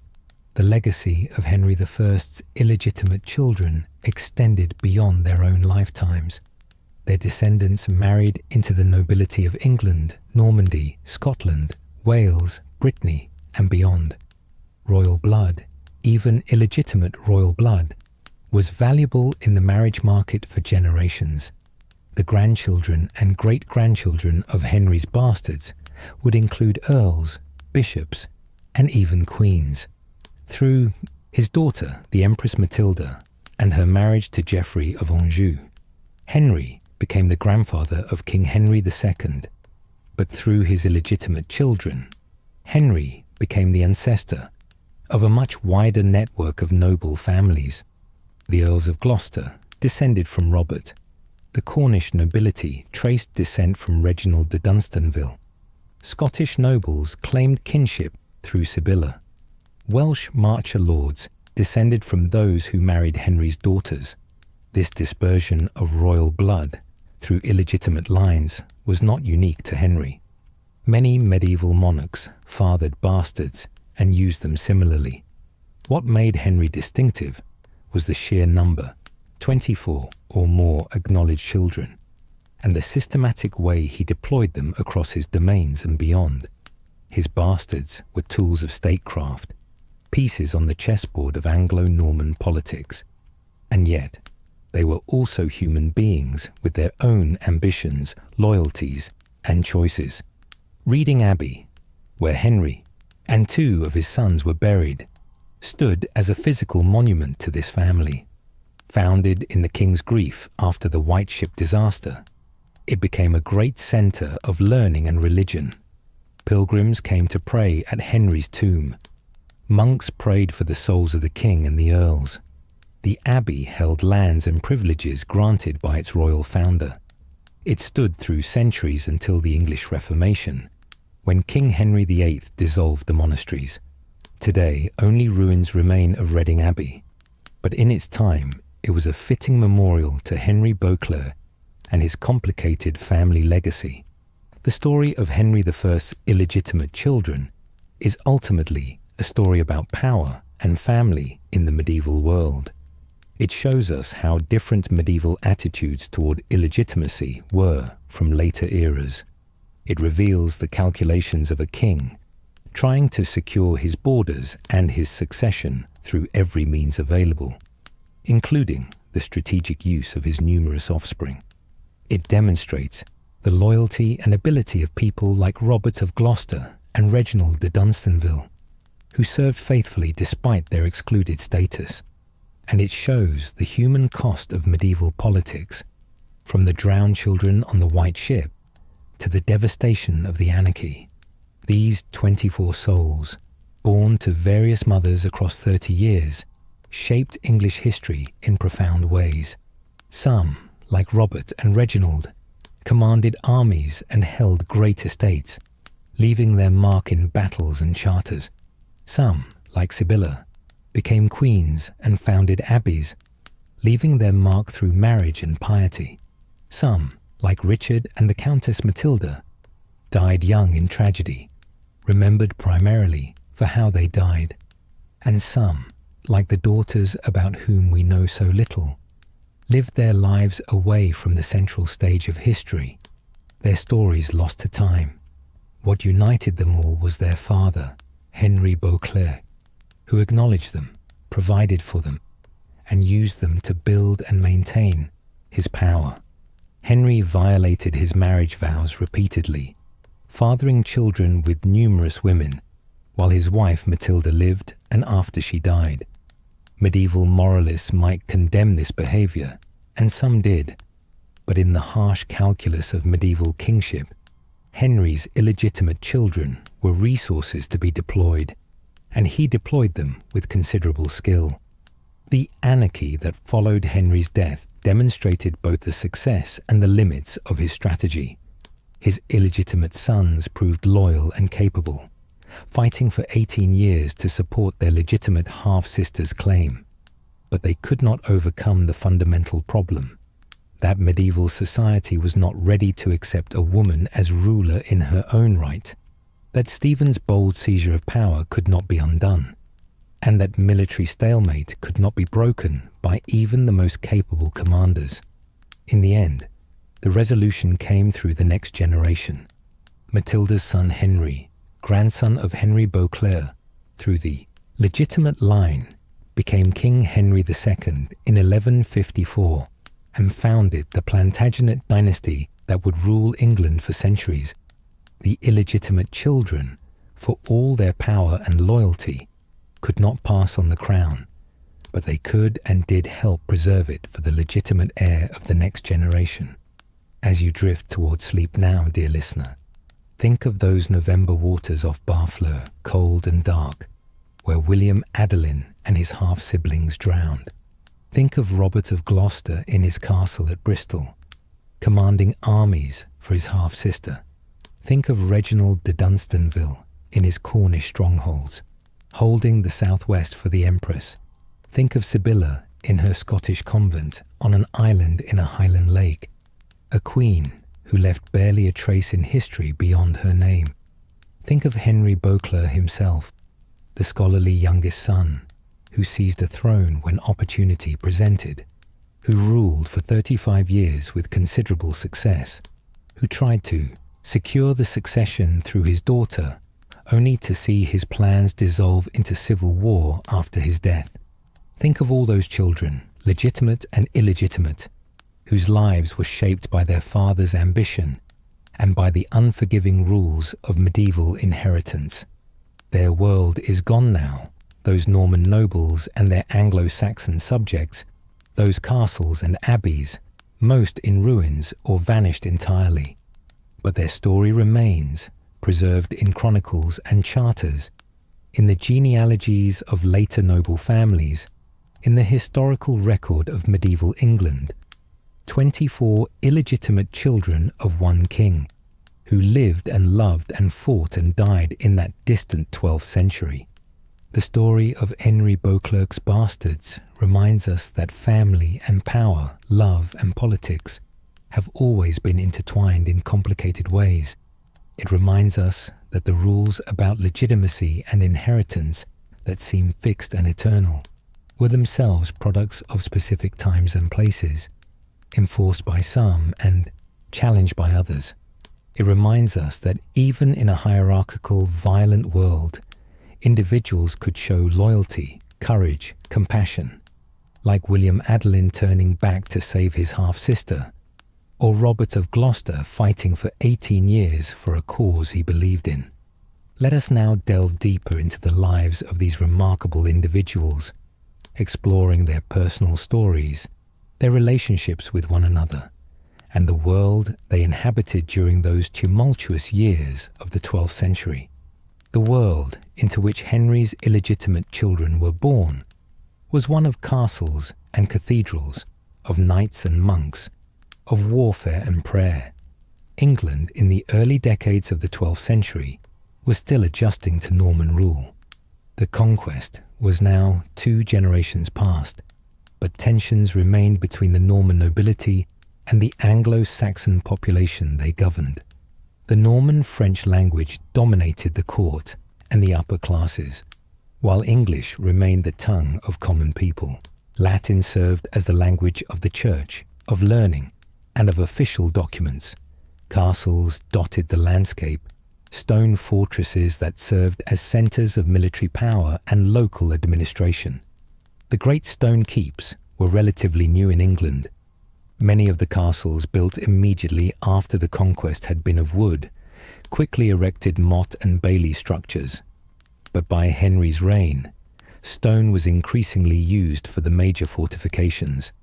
The Tower of London, begun by William the Conqueror, stood as a symbol of Norman power in the heart of the old Anglo-Saxon capital. Similar strongholds were scattered throughout the realm, from Dover overlooking the Channel to Bristol commanding the west, from Newcastle watching the Scottish border to Gloucester controlling the Welsh marches. Into this world of stone towers and earthwork fortifications, of chainmail and swords, of monasteries and manor houses, Henry's children were born. Let us consider more fully the lives of some of these individuals, beginning with those about whom we have the most information. Robert of Gloucester, as we have noted, was likely the eldest of Henry's illegitimate children. His birth around 1090, before his father became king, meant that Robert grew up during Henry's years of struggle and eventual triumph. The boy would have been about 10 years old when his father seized the English throne, old enough to understand the significance of what had happened, young enough to be shaped by the experience of growing up as the acknowledged son of a reigning king. Robert's education prepared him for the life of a great noble. He learned the arts of warfare, how to ride a war horse in full armor, how to fight with sword and lance, how to command men in battle. He learned the skills of governance, how to administer estates, collect revenues, dispense justice, negotiate with other nobles, and he received at least some scholarly education, enough to earn a reputation as an educated man in an era when many warriors were illiterate. The chronicler William of Malmesbury, who knew Robert personally, dedicated his History of English Kings to the Earl. This dedication suggests not only Robert's importance, but also his interest in learning and history. Malmesbury praised Robert's wisdom and military skill, his loyalty and his judgment. These were not empty compliments. Robert would demonstrate all these qualities during the long years of the Anarchy. Robert's marriage to Mabel Fitzhamon in 1119 was a turning point in his life. Mabel was not just any heiress. She was the daughter of Robert Fitzhamon, one of the great Norman lords who had helped consolidate the conquest. Fitzhamon had been granted the lordship of Gloucester and extensive lands in Wales. When he died in 1107, Mabel inherited everything. Her marriage to Robert of Gloucester made the king's bastard son one of the wealthiest and most powerful men in the realm. The marriage appears to have been a successful one, at least by medieval standards. Robert and Mabel had 7 children together, a respectable number that ensured the continuation of their line. Their eldest son, William, was born around 1121 and would eventually succeed his father as Earl of Gloucester. Roger, born around 1123, entered the church and rose to become Bishop of Worcester. Harmon, born around 1124, followed his father's path as a warrior and died at the siege of Toulouse in 1159 while serving King Henry II. Richard, born around 1125, inherited his mother's Norman lands and became Sire de Crowley. The daughter Matilda, born around 1126, made a prestigious marriage to Ranulph de Gernon, who became the fourth Earl of Chester. Philip became Castellan of Cricklade, and Robert had at least one child outside his marriage, an illegitimate son named Richard, who became Bishop of Bayeux. Robert's household at Bristol Castle was a centre of culture and learning. He patronised scholars and writers. He supported monasteries and religious houses. He administered justice through his courts. He collected revenues from his extensive lands. In many ways, Robert lived like a prince, which in effect he was. A prince without claim to the throne, but with all the wealth and power that a great earl could command. Bristol Castle itself was one of the most formidable fortresses in Western England. Located where the River Avon flowed into the Bristol Channel, it commanded both land and water routes. Robert made extensive improvements to the castle, adding to its fortifications and rebuilding parts of the interior. The castle had multiple baileys, strong curtain walls, towers for defence and residence. Within its walls lived not just Robert and his family, but also his household knights, servants, administrators, craftsmen, and all the people needed to maintain a great noble establishment. From Bristol, Robert could control the surrounding countryside. His lands spread across Gloucestershire and into South Wales. Welsh princes and Norman marcher lords alike had to negotiate with Robert or face his military power. He held other castles as well, Gloucester itself, Canterbury in the southeast, Dover guarding the Channel crossing, Leeds in the north. This network of strongholds made Robert one of the key figures in maintaining royal authority during King Henry's reign. But it was after Henry's death that Robert truly showed his worth. His decision to support his half-sister Matilda was not made lightly. Robert had much to lose. His wealth, his castles, his titles, even potentially his life. Stephen offered to confirm Robert in all his possessions if he would acknowledge Stephen's kingship. Robert refused, whether from genuine loyalty to Matilda, from conviction that she had the better right, or from calculation that supporting her offered better long-term prospects. Robert chose to fight for his half-sister.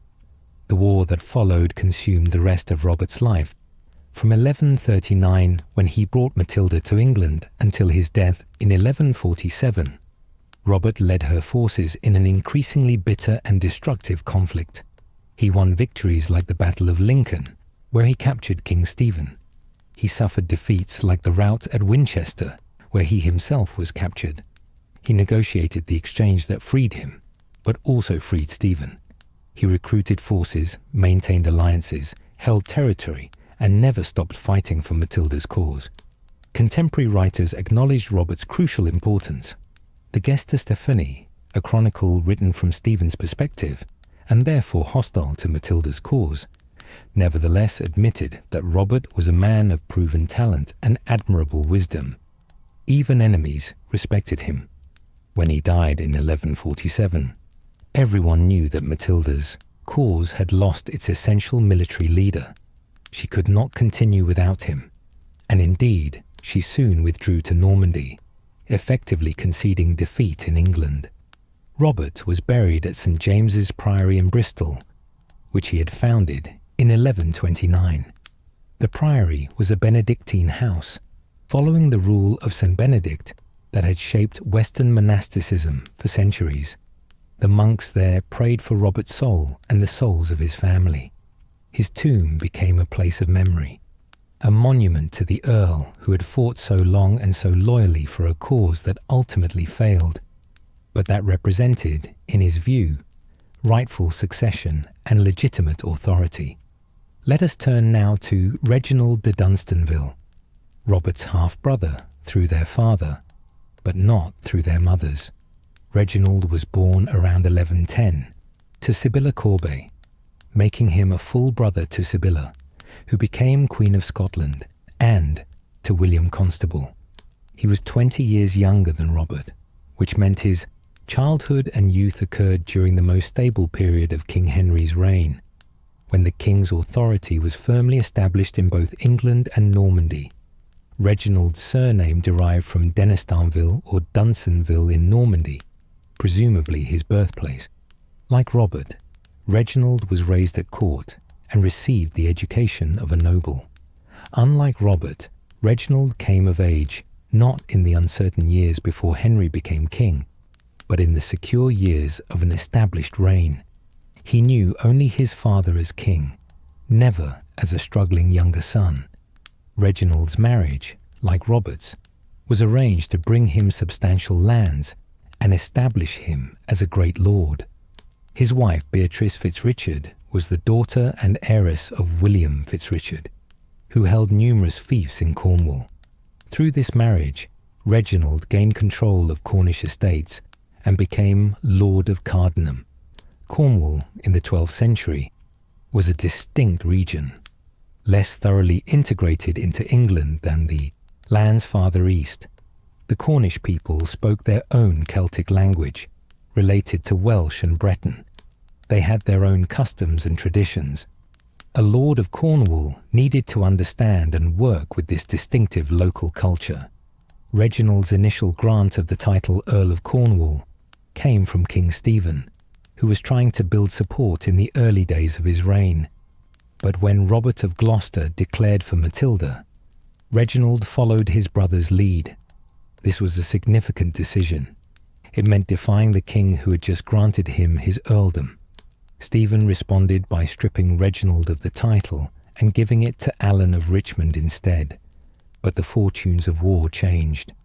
In 1141, at the Battle of Lincoln, Robert of Gloucester's forces captured King Stephen. With Stephen in custody and Matilda briefly in the ascendant, Reginald regained control of Cornwall.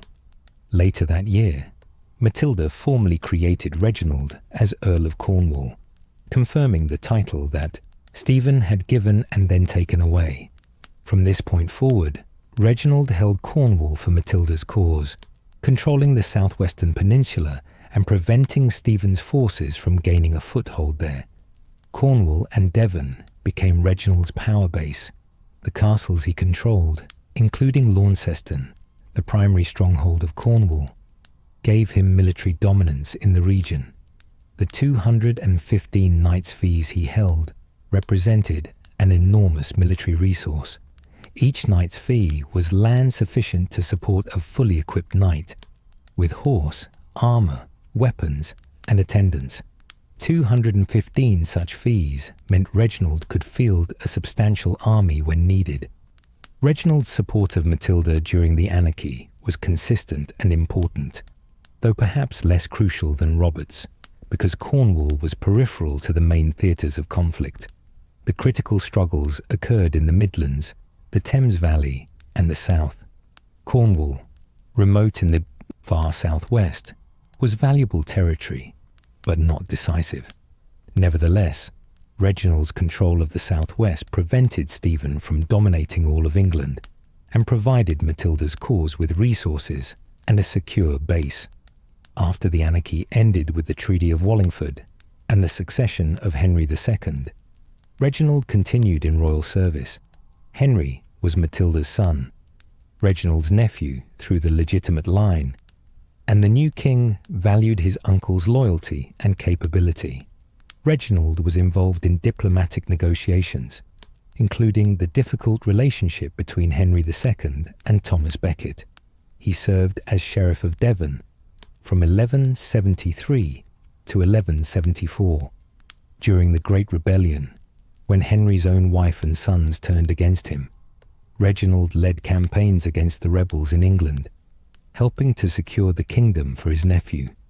Reginald's family life produced numerous descendants. With his wife Beatrice, he had several children. Nicholas de Dunstanville was his heir.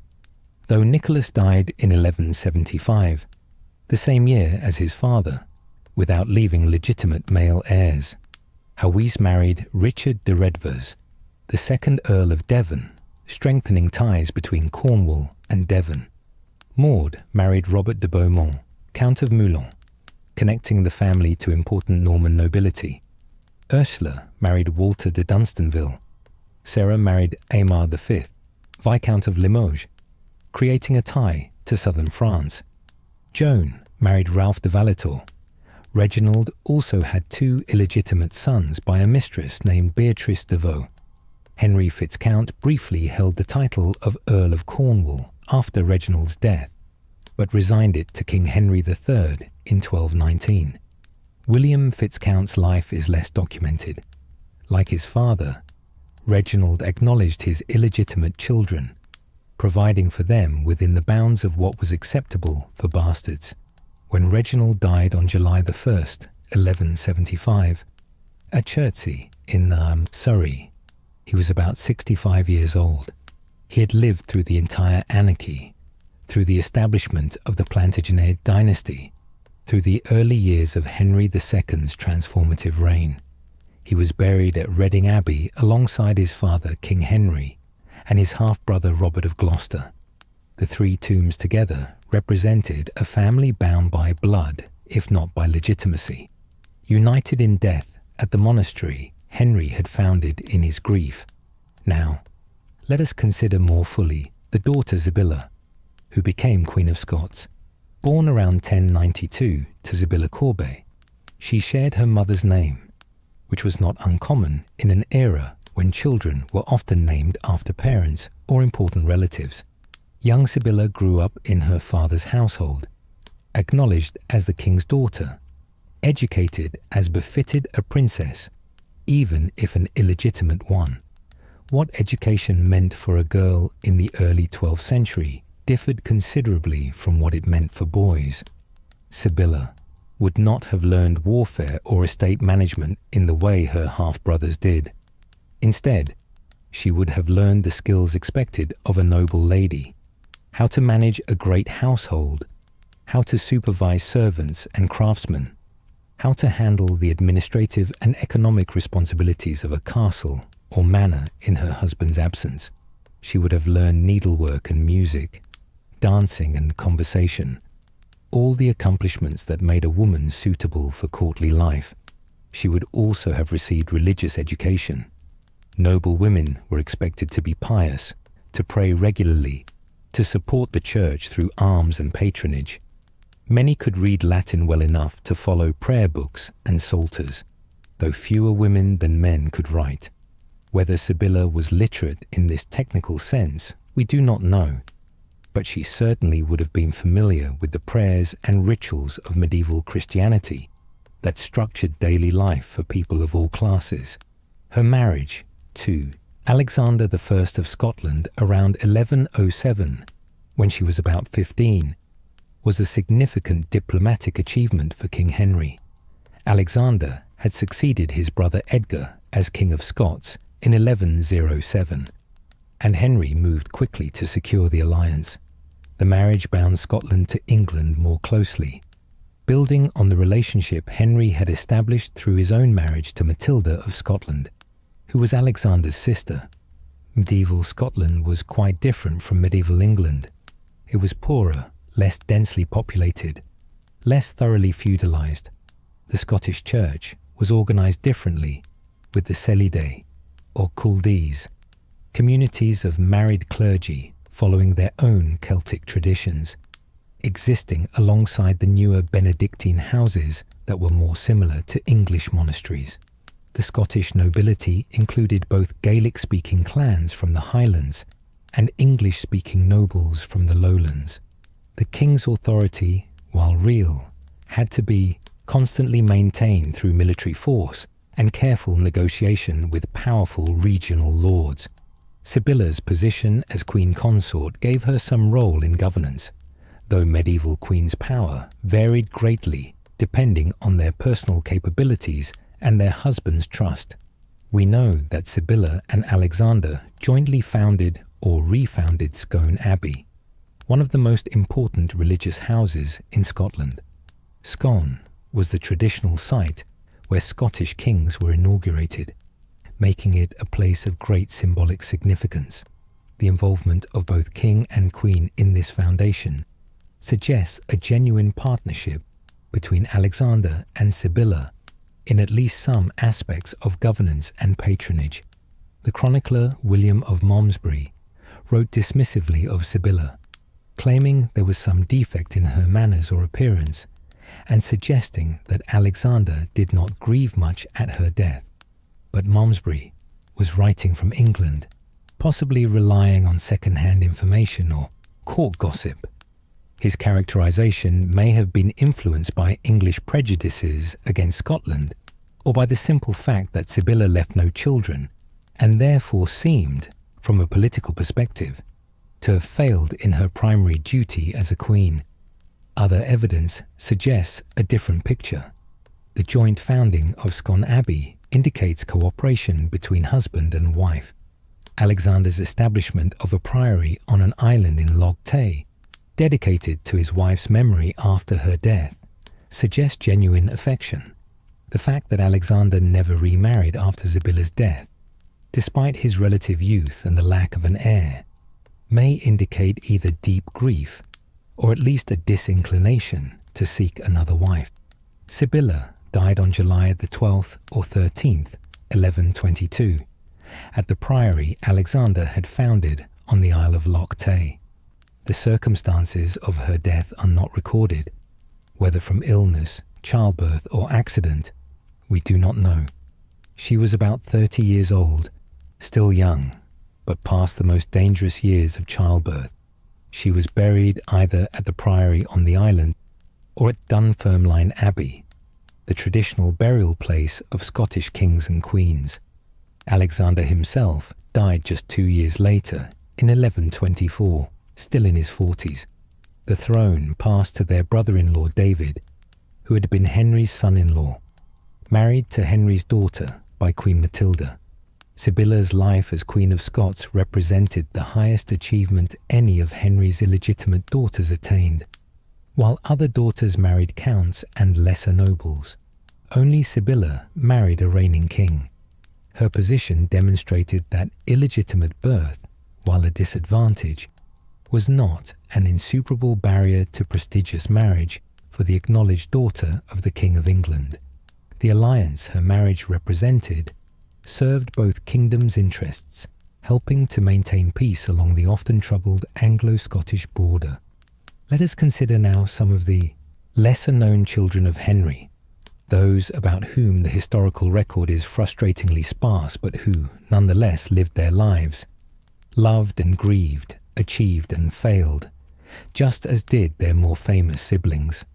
Matilda, Countess of Perche, daughter of a woman named Edith, whose origins are unknown, married Count Rotrou, the third of Perche, in 1103.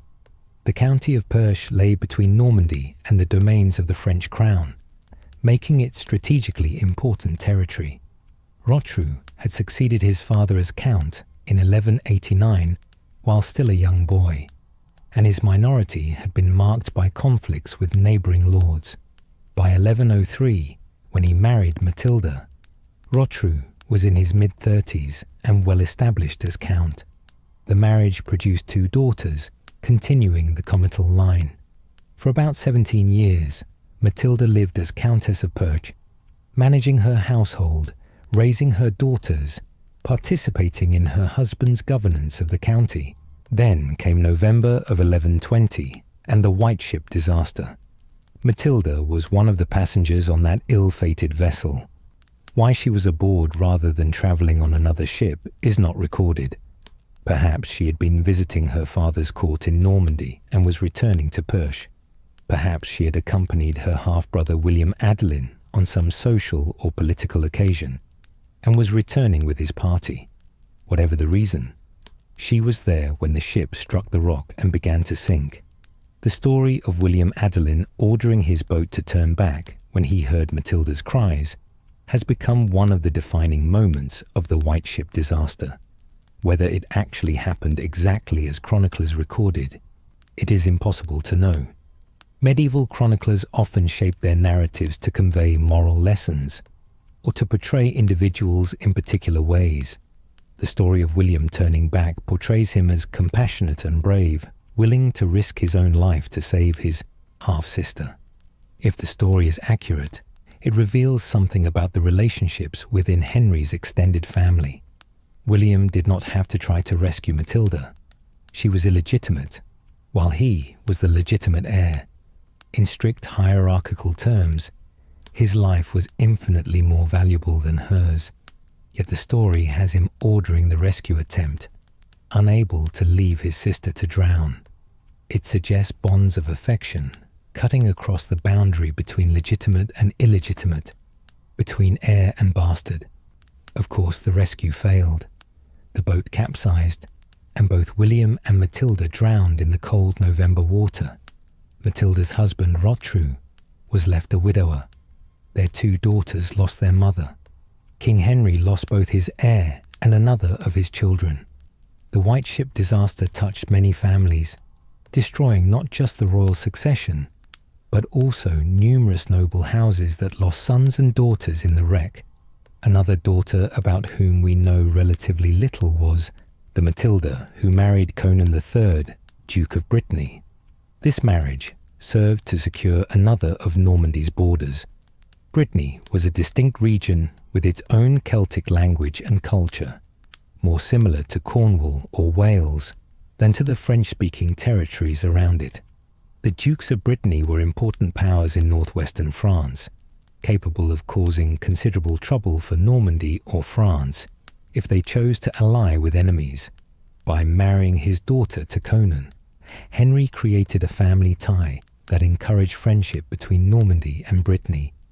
The marriage was probably arranged as part of Henry's broader diplomatic efforts to isolate the French king Louis VI and protect Norman territories from French aggression.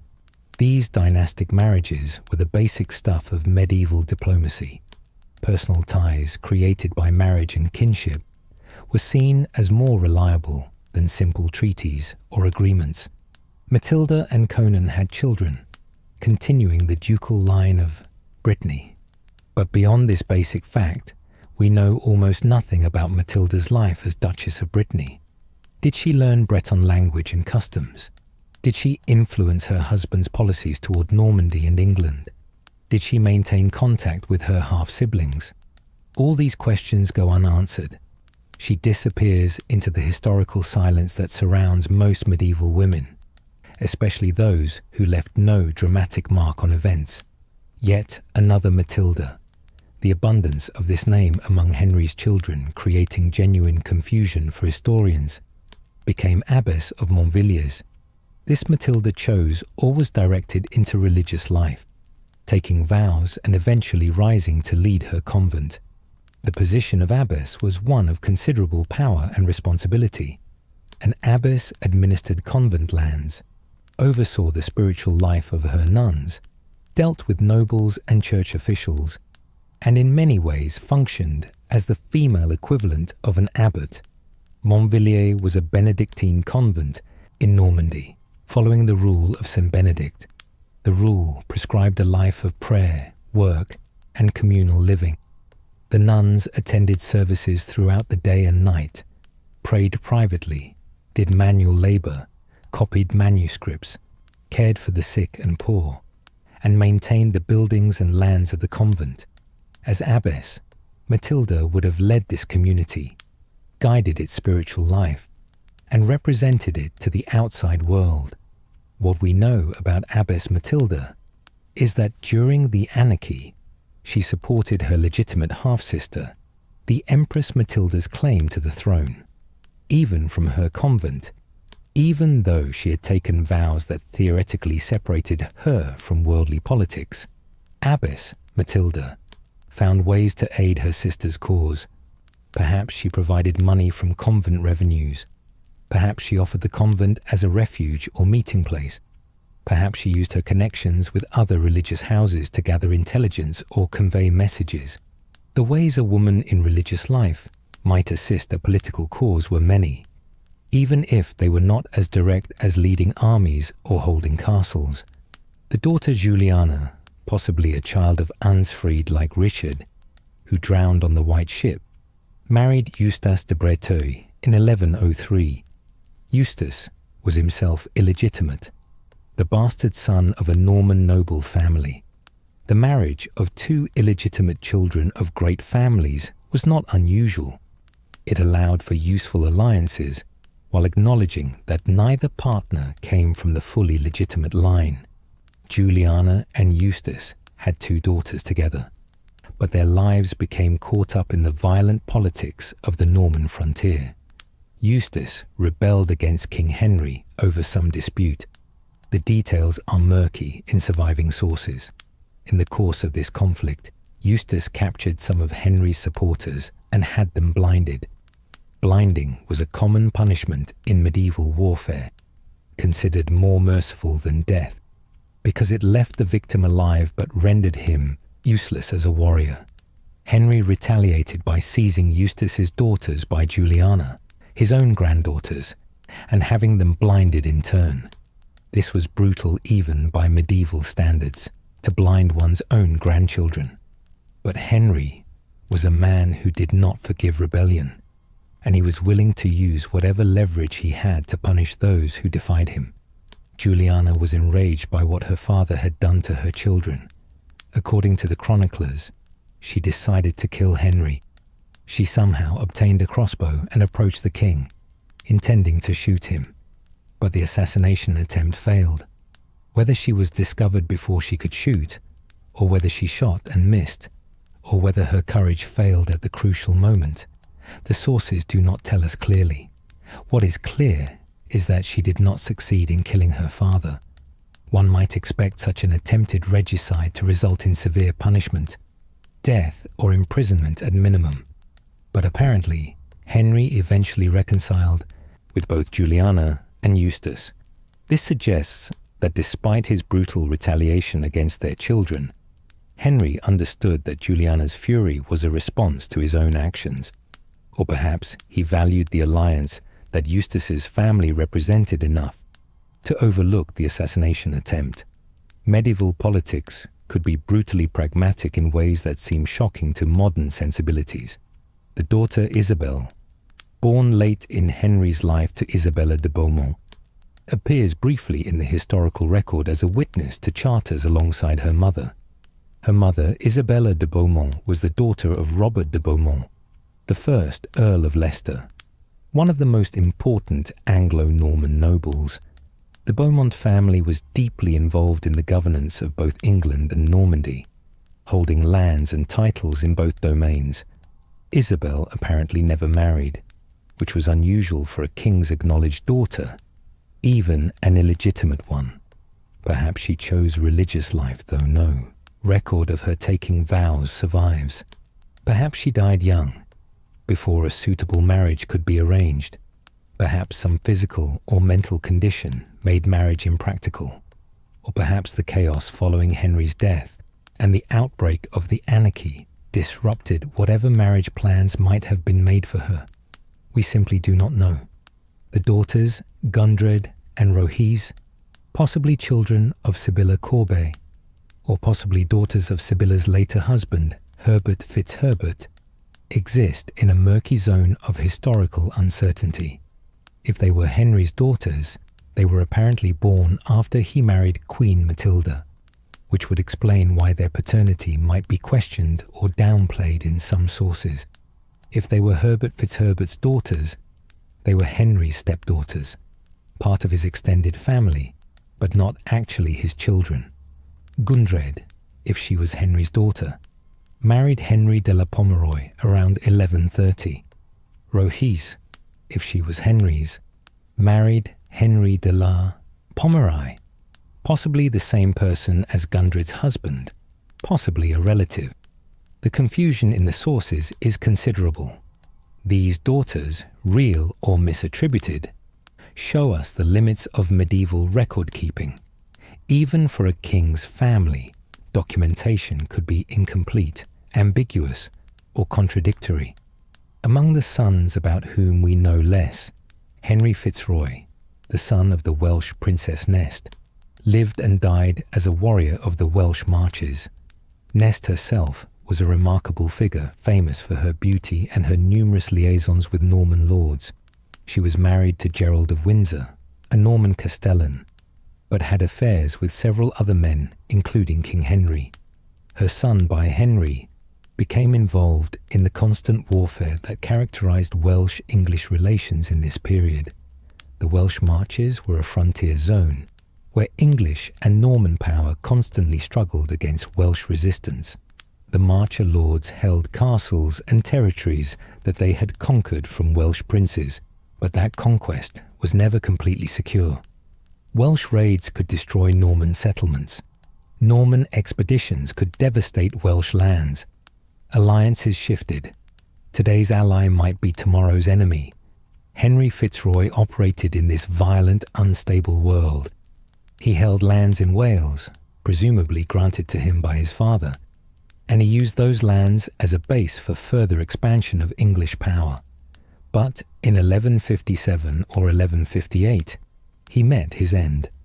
Owain Gwynedd, one of the greatest Welsh princes of the era, was resisting English expansion. In a battle or raid, the sources are not clear on the details, Henry Fitzroy was killed. Chroniclers recorded that he died in a shower of lances, cut down by Owain's warriors while fighting for his nephew, King Henry II. His death, at around 57 or 58 years old, came as he was serving the son of his legitimate half-sister Matilda. Henry II, who had become king in 1154, was attempting to assert English authority over Wales more thoroughly than his grandfather Henry I had done. Henry Fitzroy participated in this effort and paid for it with his life. He was buried somewhere in Wales or the Welsh marches, his grave now lost to time. The son Fulk Fitzroy chose or was directed into monastic life. For a younger son, or a bastard, who would not inherit substantial lands, the monastery offered an honourable path. Monastic life in the 12th century followed the rule of St. Benedict, which prescribed a balance of prayer, work and study. Monks attended divine services at regular hours throughout the day and night.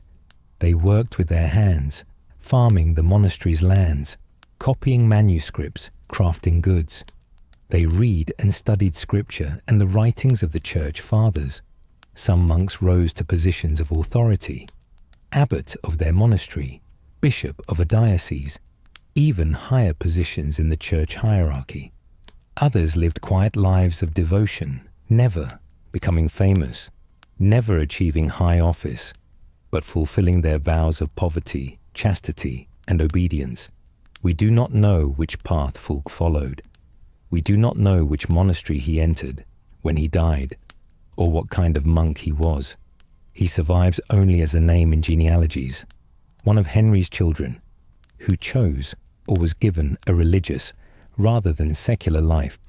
Gilbert Fitzroy appears in documents after 1142, indicating he survived at least that long. Some sources suggest his mother was a sister of Walter de Gunn, which would connect him to another Norman noble family. But Gilbert remains a shadowy figure.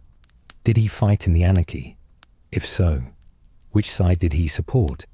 Did he marry? Did he have children? When did he die? All these questions go unanswered. He exists in the historical record only as scattered mentions in charters and genealogies, a reminder that even royal children could leave barely a trace if they did not hold major titles or participate in famous events. Robert Fitzedith, son of Edith Fitzfawn and full brother to Adeliza, became Lord of Okehampton. This was a manor in Devon, part of the extensive royal holdings in the southwest of England. As a lord, Robert would have administered the manor, collected rents and dues, held court to settle disputes, and been responsible for the military service owed from the land. It was a respectable position for an illegitimate royal son, though not as exalted as the earldoms held by Robert of Gloucester and Reginald de Dunstanville. Robert appears in various charters of the period, witnessing documents alongside his sister Adeliza and others, but like so many of Henry's children, Robert left no dramatic mark on history. He held his lands, fulfilled his duties, and then passed into obscurity. Whether he married, whether he had children, when he died, the records are silent. He and his sister Adeliza represent the ordinary illegitimate children of the king, those who received acknowledgement and provision, but not great titles, who lived as members of the gentry or lesser nobility, rather than as great lords. William Constable, the son of Sybilla Corbet, and full brother to Queen Sybilla, and Earl Reginald, married Alice Constable and lived until after 1187. This makes him one of the longest-lived of Henry's children, surviving for nearly 90 years. If he was born around 1105, he would have lived through his father's entire reign, through the Anarchy, through the establishment and consolidation of Henry II's Plantagenet Empire, and into the early years of Henry's troubled later reign, when his sons rebelled against him. What William experienced during those long decades, what he thought about the Civil War and its aftermath, what role he played in the politics of his time, all this is lost. He married, presumably had children, held land somewhere, and lived a long life. But he was not an earl or a bishop or a famous warrior, and so history largely ignored him. His survival until 1187 makes him a living link between the reign of Henry I and the approaching end of the 12th century, but what he made of that link we cannot know. These sons and daughters, then, were Henry's illegitimate children, those we can name, those whose births and deaths and marriages we can sometimes date, those whose actions occasionally surface in chronicles and charters, but behind them, shadowy and uncertain, stand the unnamed others. Medieval genealogists credited Henry with 24 acknowledged illegitimate children, but some sources suggest there may have been more. Not every child born to the king's mistresses was necessarily acknowledged. Not every acknowledged child was necessarily recorded in surviving documents. The mothers of these children represent another mostly silent group. We know some names: Sybilla Corbet, Ansfried, Nest, Isabella de Beaumont, Edith, Fitzvaughan, women from the gay family. But what do we really know about these women beyond their names and their connection to the king? Sybilla Corbet, who bore Henry at least 3 children, and possibly as many as 6, appears to have been the king's most important mistress. The relationship between Henry and Sybilla may have been sustained over many years, from before he became king until sometime after his marriage to Queen Matilda. Sybilla was a daughter of Robert Corbet, of Gloucester in Warwickshire, which made her a member of the Norman gentry, not a great noble family, but respectable landholders with a coat of arms and a place in local society. After her relationship with Henry ended, Sybilla married Herbert Fitzherbert, who was called the Chamberlain, and held lands in Yorkshire and Gloucestershire. With Herbert, Sybilla had several more children, including Robert Fitzherbert and Herbert Fitzherbert, who became Lord Chamberlain under King Henry II. So Sybilla's, later, life saw her become a respectable married woman, stepmother to her husband's children, mother to a new brood of half-siblings for her children by the king. Whether Sybilla chose to leave Henry, or whether Henry ended the relationship, whether it was an amicable parting or a bitter one, we do not know. Medieval mistresses of kings occupied a complex social position. They were not wives, which meant they had no formal rights or status, but they were mothers of royal children, which gave them some standing. They could be discarded when the king tired of them, or when political circumstances changed, or they could maintain their position for years, accumulating wealth and influence. The marriage Sybilla made after Henry suggests she was provided for adequately. Herbert Fitzherbert was a respectable match, a man of some standing. Their children did well, with young Herbert eventually serving at the court of King Henry II. This suggests that Sybilla's connection to the royal family, even after her relationship with the king ended, remained valuable and was respected. Nest Furch Rhys, the Welsh princess who bore Henry at least one son, was a different sort of figure. Nest was famous for her beauty. She was called Helen of Wales, comparing her to the legendary Helen of Troy, whose beauty sparked war.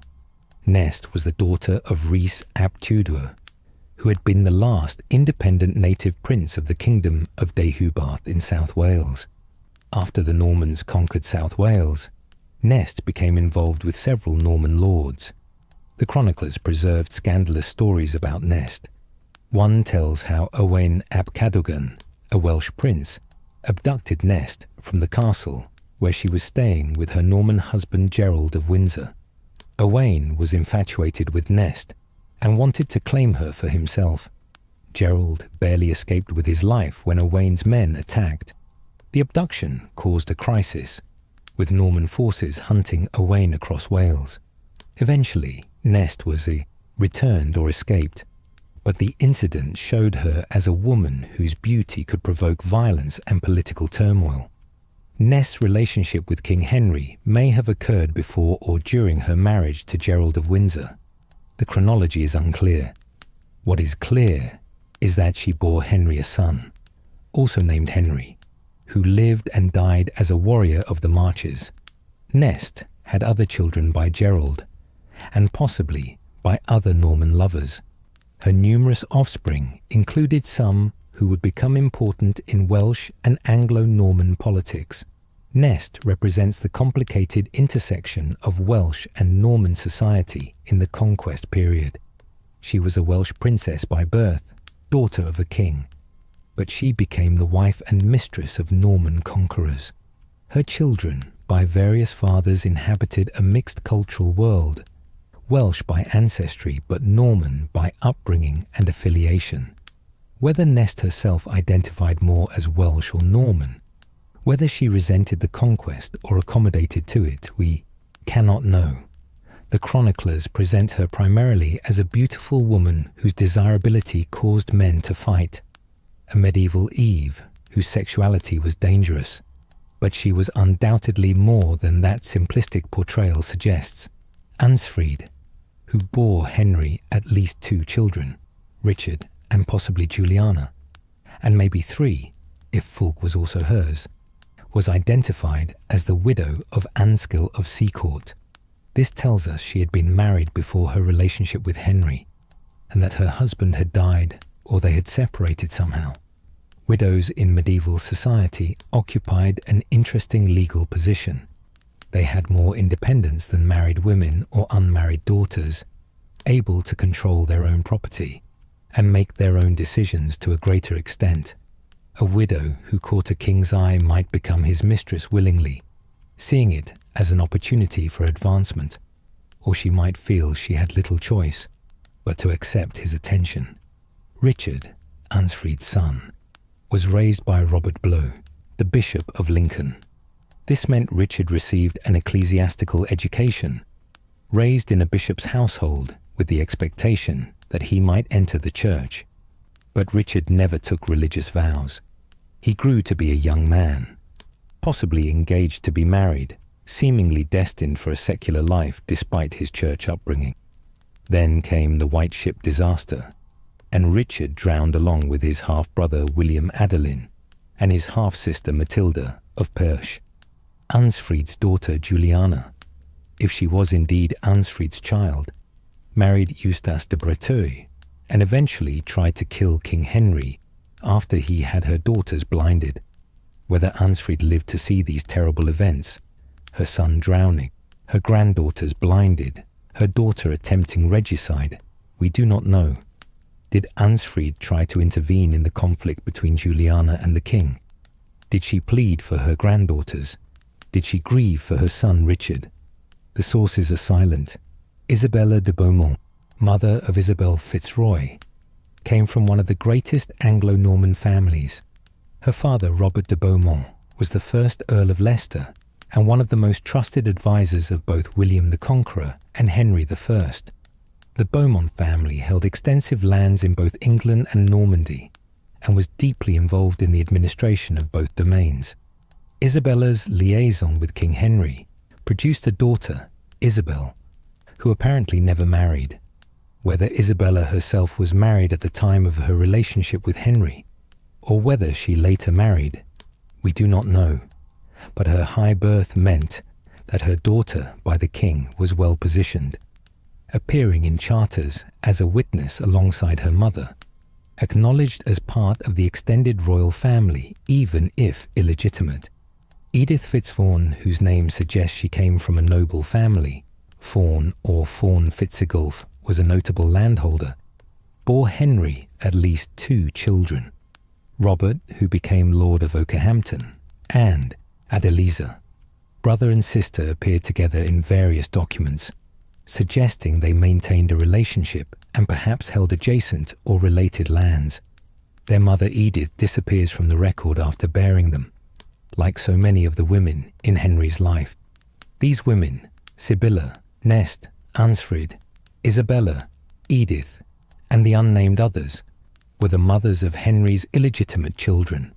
Some, like Sybilla Corbet, may have had longer relationships with the king. Others may have been brief affairs, one-time encounters that nonetheless resulted in pregnancy and birth. Medieval contraception was limited and unreliable. A king who had sexual relationships with multiple women would inevitably father numerous children. The fact that Henry acknowledged so many of these children says something about his character and his political calculations.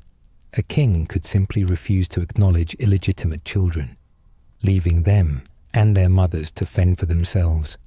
Some medieval kings did exactly this, but Henry chose to acknowledge his bastards, to provide for them, to use them. This required acknowledging his extramarital relationships, which could be embarrassing, and spending substantial resources on providing for illegitimate offspring. But Henry calculated that the benefits outweighed the costs. Now let us turn our attention more fully to that terrible disaster that changed everything. The sinking of the White Ship on November the 25th, 1120. The day had begun well enough. King Henry and his court were at the Norman port of Barfleur, preparing to return to England after successful negotiations with King Louis VI of France. The business of the Continental campaign was concluded. William Adelin, Henry's son and heir, had been recognized by Louis as Duke of Normandy. The marriage alliance with Anjou remained in place, with William married to Matilda of Anjou. The Norman borders were secure. It was time to return to England and resume governance there. The port of Barfleur on the Cotentin Peninsula was a major crossing point for traffic between Normandy and England. Ships regularly made the voyage across the English Channel, carrying not just kings and nobles, but also merchants, pilgrims, messengers, and all the traffic of the cross-channel Anglo-Norman realm. The crossing could be dangerous. Storms arose suddenly. Strong currents ran through the channel. Rocks and shoals threatened unwary navigators. But it was a risk that thousands of people took regularly. Thomas Fitzstephen, captain of the White Ship, approached King Henry with his offer. Thomas's father, Stephen Fitz-Erard, had been captain of the ship Mora, which William the Conqueror had used as his flagship during the invasion of England in 1066. Thomas was proud of this family connection and eager to serve the grandson of the Conqueror. He offered his ship, the White Ship, for the King's Crossing, describing it as newly refitted, excellently equipped, and the finest vessel in the harbour. Henry thanked Thomas for the offer, but explained that he had already made arrangements to to sail on another ship. However, he allowed Thomas to carry many members of his court across the Channel. This was a great honour for Thomas and a profitable commission. The passengers would pay for their passage, and Thomas would gain royal favour. The White Ship would carry a distinguished group of passengers, including the heir to the throne. William Adelin, 17 years old, agreed to sail on the White Ship. With him came two of his illegitimate half-siblings, Richard of Lincoln and Matilda, Countess of Perche. Also boarding were Richard d'Avranches, the second Earl of Chester, one of the most powerful nobles in England, William de L'Aigle, Godefroy Ridel, numerous other nobles, their wives and attendants, knights and servants. By some accounts, nearly 300 people crowded onto the ship. The passengers were in a festive mood.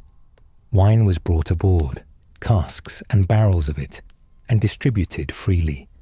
William Adelin was young and high-spirited, the heir to a kingdom, surrounded by other young nobles.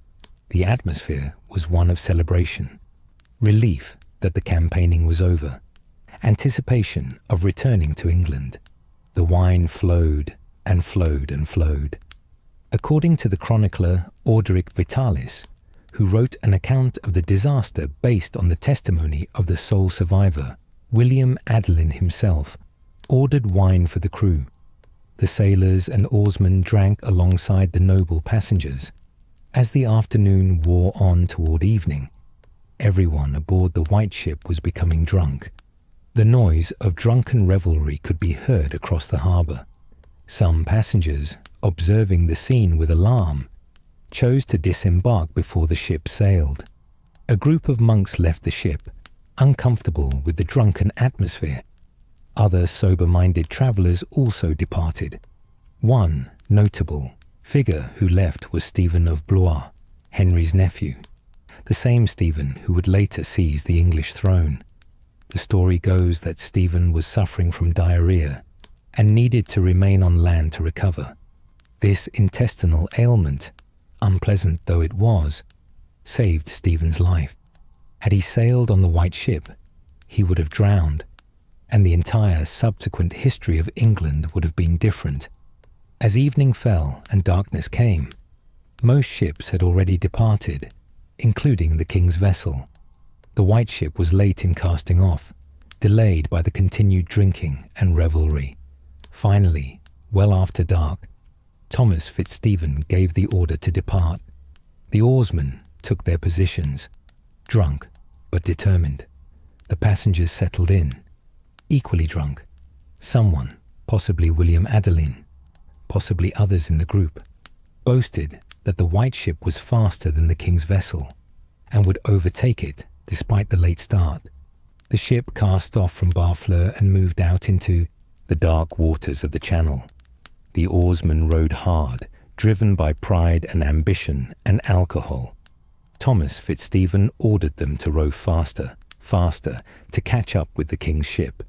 The White Ship sped through the darkness, water rushing past its hull, oars dipping and pulling in rhythm. Then it happened. A rock, well known to local sailors, partially submerged at high tide, jutted up from the water just off Barfleur. In daylight, with a sober helmsman, it was easily avoided, but in darkness, with a drunk crew, no one saw it in time. The White Ship struck the rock on its port side with tremendous force. The impact tore planks from the hull. Water rushed in through the breach. The ship began to list immediately, taking on water fast. Screams erupted from the passengers. The festive mood vanished in an instant, replaced by terror. Those who had been drinking were slow to react, their reflexes dulled by alcohol.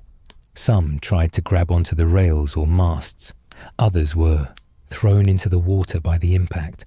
The ship was sinking fast, canted over on its damaged side, going down bow first as water flooded the forward sections. William Adelin's bodyguards reacted quickly despite the chaos. They seized the young prince and pulled him to a small boat, the ship's tender, used for going ashore when anchored. They got William into this boat and began rowing away from the sinking ship. For a moment, it seemed William would survive. The heir to England and Normandy was being saved while hundreds of others drowned. But as the boat pulled away, William heard screams from the water. One voice he recognized, his half-sister Matilda, the Countess of Perche, calling for help. William could not bear to leave her.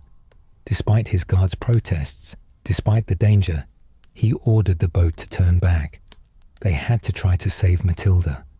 As the small boat approached the wreck again, desperate passengers saw it as their only hope of survival.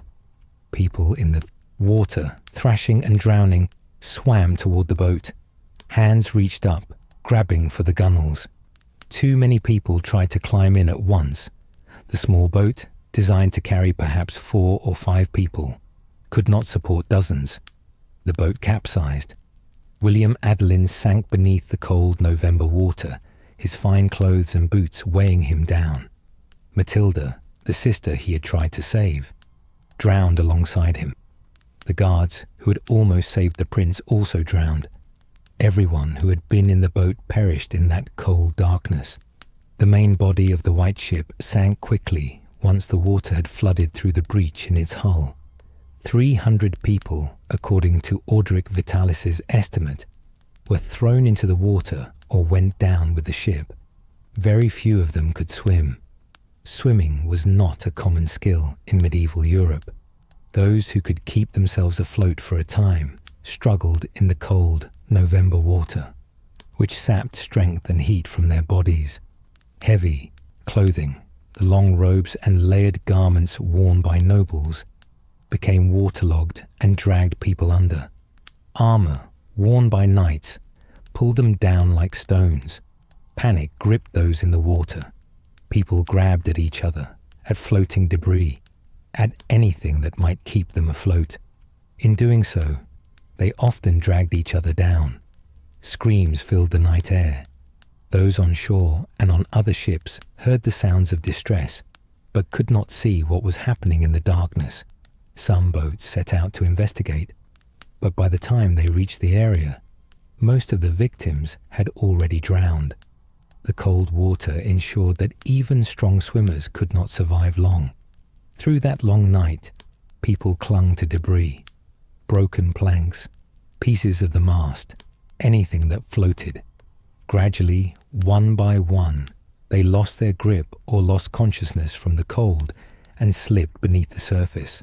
By dawn, nearly all 300 passengers and crew were dead. Only 2 people survived the night. One was a young man named Geoffrey de L'Aigle. He clung to debris until morning, when he was pulled from the water by rescuers. But Geoffrey died soon after from exposure and exhaustion, having survived the shipwreck only to succumb to its effects. The other survivor was a man named Berold, described as a butcher from Rouen. Berold had been aboard the ship to collect debts owed to him by some of the passengers. He was a merchant, not a noble, who happened to be making the crossing. Unlike the nobles in their fine wool and linen, Berold wore a practical sheepskin coat. This coat may have provided some protection against the cold water and the November air. Berold clung to a piece of the mast through the entire night. In the morning, he was found by fishermen and pulled from the water, more dead than alive, but breathing. He recovered to become the sole survivor who could tell what had happened on the white ship. His testimony, passed to chroniclers, became the basis for all later accounts of the disaster. There was also a story about Thomas Fitzstephen, the captain. According to some accounts, Thomas surfaced after the ship went down and managed to stay afloat briefly. Someone, perhaps Berold, called to him, telling him that Prince William had drowned. On hearing this, Thomas raised his arms above his head and let himself sink back into the water, choosing death rather than living with the knowledge that he had lost the heir to the throne through his negligence. Whether this story is true or a dramatic embellishment added by chroniclers is impossible to say. It fits the medieval sensibility that a man responsible for such a disaster should choose death over shame. But it may also be simply what happened, Thomas realizing in his moment of survival that he had destroyed his family's honour. His father had proudly served William the Conqueror, and deciding he could not live with that knowledge. Bodies washed ashore over the following days. The beach at Barfleur saw corpse after corpse delivered by the tide. Nobles who had been alive and laughing just hours before lay dead on the sand.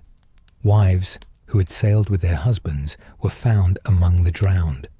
Young people in the prime of life, cut down by drunk arrogance and a moment's inattention. But William Adelin's body was never found. The sea kept him. Perhaps he was carried away by currents. Perhaps he sank in deeper water farther from shore. Perhaps he was trapped in the wreckage of the ship. Whatever the reason, the heir to England and Normandy disappeared beneath the waves and was never recovered. Back in England, rumours of disaster began to spread. Ships arriving from Normandy brought confused reports. Something terrible had happened at Barfleur. The white ship had sunk. Many nobles were dead, but specific details were slow to emerge, and no one wanted to be the bearer of news to the king. For days, no one dared tell King Henry what had happened to his son. Everyone knew the news would devastate him. Finally, a young boy was chosen or volunteered to deliver the message. The boy approached the king and stuttered out the terrible truth. William Adelin was dead, drowned in the wreck of the white ship. Henry collapsed. According to the chroniclers, he fell to the ground, overcome by grief. His attendants had to carry him to his chamber. The king who had conquered Normandy, who had held England for 20 years, who was feared for his harsh justice and effective rule, wept uncontrollably. William of Malmesbury, writing close to these events, recorded that no ship ever brought such misery to England. Henry's grief was profound and lasting. One chronicler claimed that Henry never smiled again after learning of his son's death. Whether this is literally true or an exaggeration is impossible to know, but it conveys the depth of Henry's mourning. He had lost not just a son, but his only legitimate male heir. He had lost his plans for the succession. He had lost the future he had been building. The white ship disaster was not just a family tragedy. It was a national catastrophe. William Adelin had been the unquestioned heir. His death left the succession uncertain. Henry was in his 50s. His first wife was dead, and the prospect of more legitimate children was unlikely. The entire political situation in England and Normandy was suddenly unstable. Within a year of the disaster, Henry founded Reading Abbey. The timing was no coincidence. The great Benedictine monastery at Reading was Henry's response to his grief, his attempt to find meaning in tragedy through religious foundation.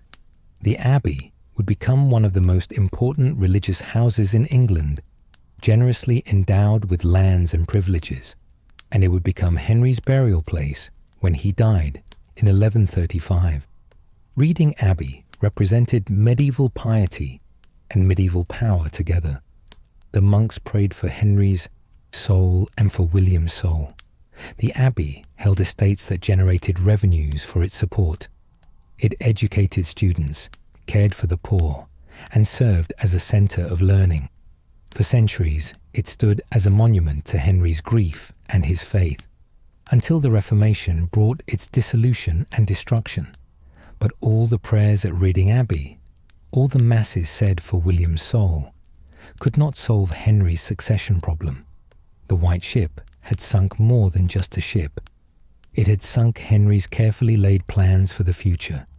Everything that followed, his second marriage, his designation of Matilda as heir, the oath he forced his barons to swear, the civil war of the Anarchy, all of it traced back to that November night when drunk sailors and careless navigation destroyed not just 300 lives, but the stability of the Anglo-Norman realm. As you begin to drift toward deeper sleep now, dear listener, let your mind wander through these medieval landscapes. Imagine Reading Abbey in its glory before the Reformation reduced it to ruins. See the great church with its high vaulted ceiling. Hear the monks chanting their services. Smell the incense rising toward heaven. Walk through the cloisters where monks studied and copied manuscripts, where they contemplated the lives of saints and the mysteries of faith. Imagine Bristol Castle, where Robert of Gloucester held court, where King Stephen was imprisoned for a time during the Anarchy, where Robert himself eventually died. Picture the great hall where nobles feasted, the private chambers where family lived, the strong walls and towers that made it a fortress.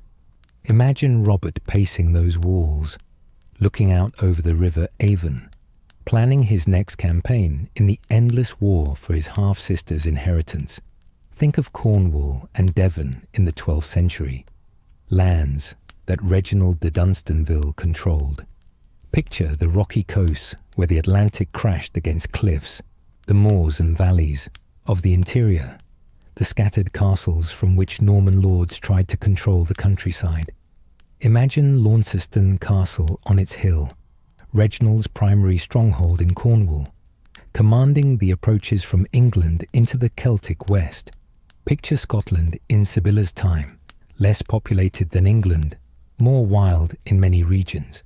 See the lochs and glens of the Highlands, the richer farmlands of the lowlands, the castles and towers from which Scottish lords maintained their power. Imagine the Isle of Loch Tay, where Sybilla died, an island in the cold waters of a highland lake, peaceful and remote, where a priory stood and monks or nuns prayed. Think of Normandy, that crucial duchy that was the homeland of the Norman elite who ruled England. Picture the towns and villages, the farms and forests, the castles of great lords and the cathedrals of bishops. See Rouen, the ducal capital, with its great cathedral and its busy port on the Seine.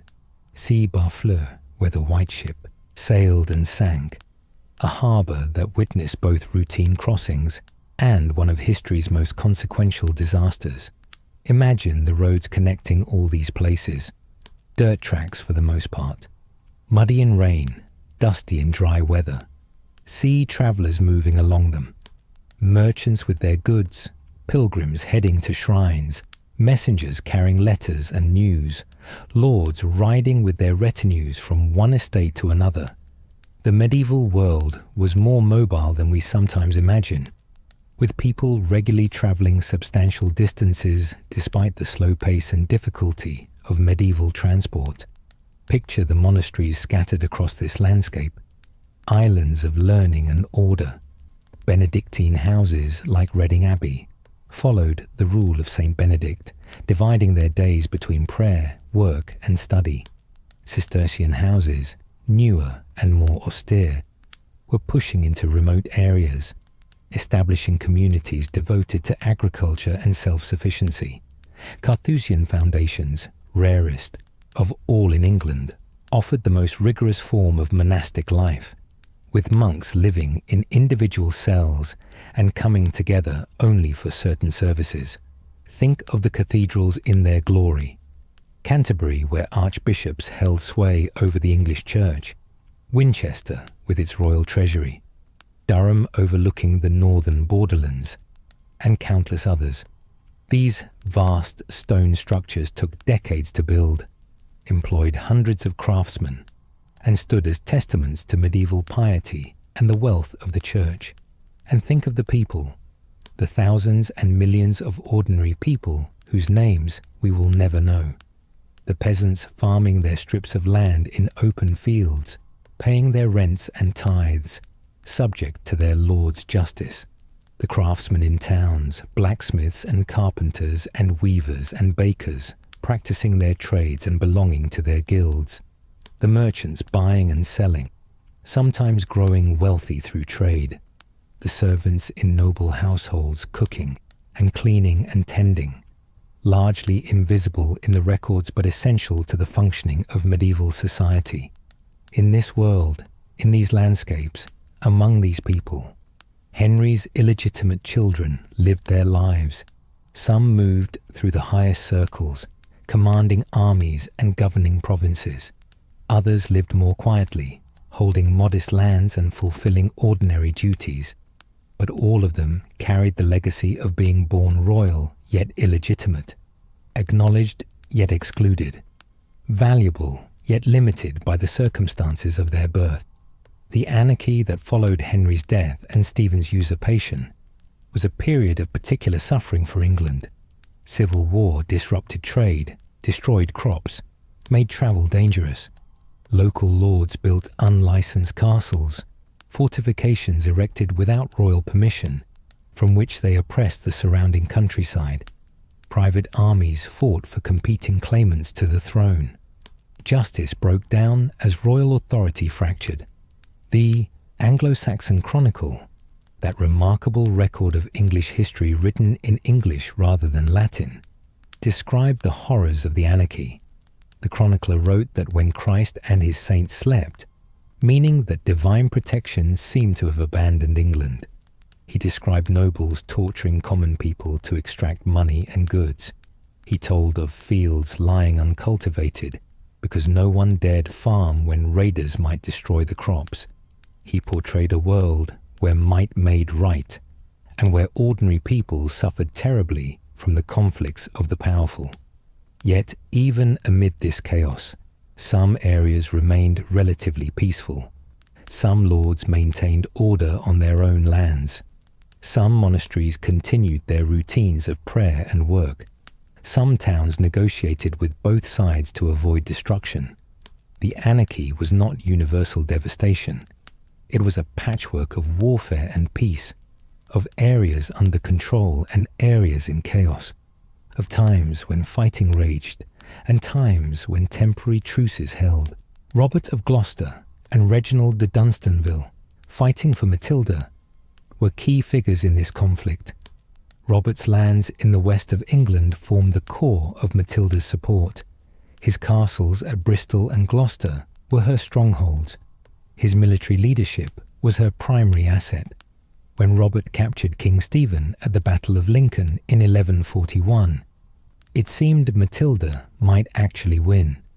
But when the tables turned later that year, and Robert himself was captured at Winchester, the military situation stalemated again. The battles of the anarchy were fought with the weapons and tactics of 12th century warfare. Knights in chainmail armour rode war horses, carrying shields painted with their family arms, wielding lances and swords. Foot soldiers fought with spears and axes, protected by leather armour and shields. Archers shot longbows or crossbows, raining arrows on enemy formations.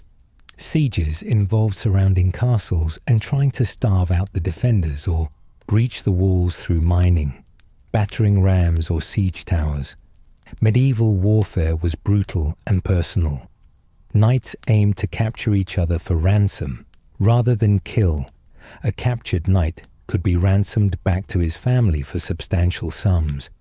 But common soldiers, less valuable, were often slaughtered in battle. Sieges could result in massacres if a castle fell by storm rather than negotiation. The rules of war, such as they were, offered some protection to nobles and little to commoners. The weapons of the era were effective killers. A sword could cleave through flesh and bone. A lance could pierce armor and body together. An arrow from a longbow could penetrate chainmail at close range. A mace or war hammer could crush skulls and break limbs. Men fought face to face, close enough to see their opponent's eyes, to hear their screams, to be splattered with their blood. Yet this same era produced magnificent art and architecture. The great cathedrals were built with their soaring arches and intricate carvings. Illuminated manuscripts were created in monastery scriptoriums, pages of vellum decorated with gold leaf and brilliant colours. Tapestries were woven showing hunting scenes and legends. Metalwork in gold and silver demonstrated remarkable craftsmanship. Stone carving on churches and castles showed skilled artistry. The contradiction was characteristic of the Middle Ages, a time of violence and piety existing side by side, a world where the same person might kill in battle one day and fast in penance the next, where beautiful churches were built while peasants starved, where law and learning coexisted with warfare and brutality. Henry's illegitimate children were products of this contradictory world. Robert of Gloucester was both a scholar who patronized writers and a warrior who killed men in battle. Sybilla of Normandy was both the illegitimate daughter of a king's mistress and a queen who founded abbeys. Reginald de Dunstanville was both a powerful earl who commanded hundreds of knights and a man who died peacefully and was buried in a monastery. The question of illegitimacy itself shows another aspect of medieval contradictions. Canon law and secular law both distinguish sharply between legitimate and illegitimate children. Bastards could not inherit in the normal course of succession. They were marked as products of sin. Their parents had violated the rules of Christian marriage by having sexual relations outside wedlock. The Church taught that marriage was a sacrament, that sexual relations outside marriage were sinful, that children born of such unions carried the taint of their parents' sin. Yet in practice, illegitimacy was not the permanent stain that Victorian morality would later make it. Medieval society was more flexible, more willing to acknowledge bastards and find places for them. Royal bastards especially could rise high. They were royal blood even if not legitimate. They could be granted titles, lands, positions. They could marry into the nobility. Their own children, if legitimate, could inherit normally. The key was acknowledgement. If a man, especially a powerful man like a king, acknowledged a child as his, that child gained status and opportunities. If he did not acknowledge the child, mother and child were left to fend for themselves with no claim on the father. Henry's systematic acknowledgement of his numerous bastards was therefore significant. He was claiming these children as his, taking responsibility for them, and signalling that they would be provided for. This acknowledgement served Henry's interests. By acknowledging his bastards, he created a network of relatives who owed everything to him. By providing for them through advantageous marriages and grants of lands or titles, he created loyal supporters who were thoroughly bound into the networks of feudal obligation that characterized medieval politics. His bastards became his tools, useful in ways that legitimate children were not because they had no independent claim to power. But this same acknowledgement also created obligations. Henry had to find suitable marriages for his daughters, which required providing dowries. He had to grant lands or positions to his sons, which required either giving them royal estates or arranging marriages to heiresses. He had to maintain them all in a style befitting their royal parentage. The costs were substantial. Yet Henry apparently thought the benefits worth the costs.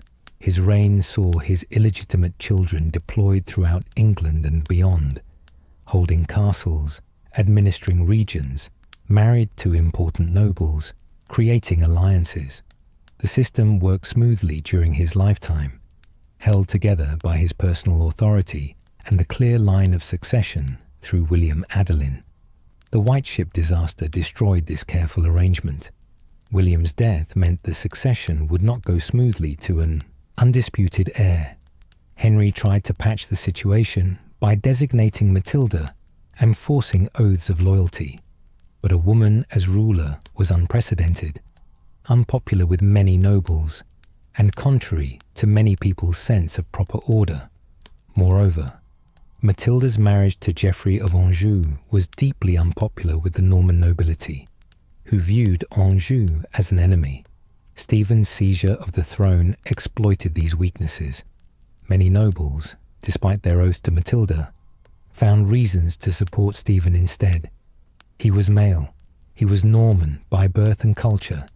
He was present and acting decisively while Matilda was far away and pregnant. The old feudal calculation, that possession mattered more than right, came into play. Stephen possessed the throne. Whether he had right to it became secondary.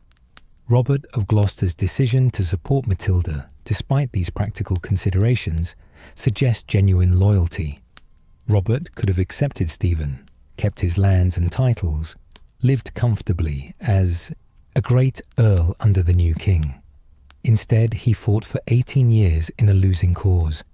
His loyalty cost him time, money, safety, and ultimately may have contributed to the illness that killed him in 1147.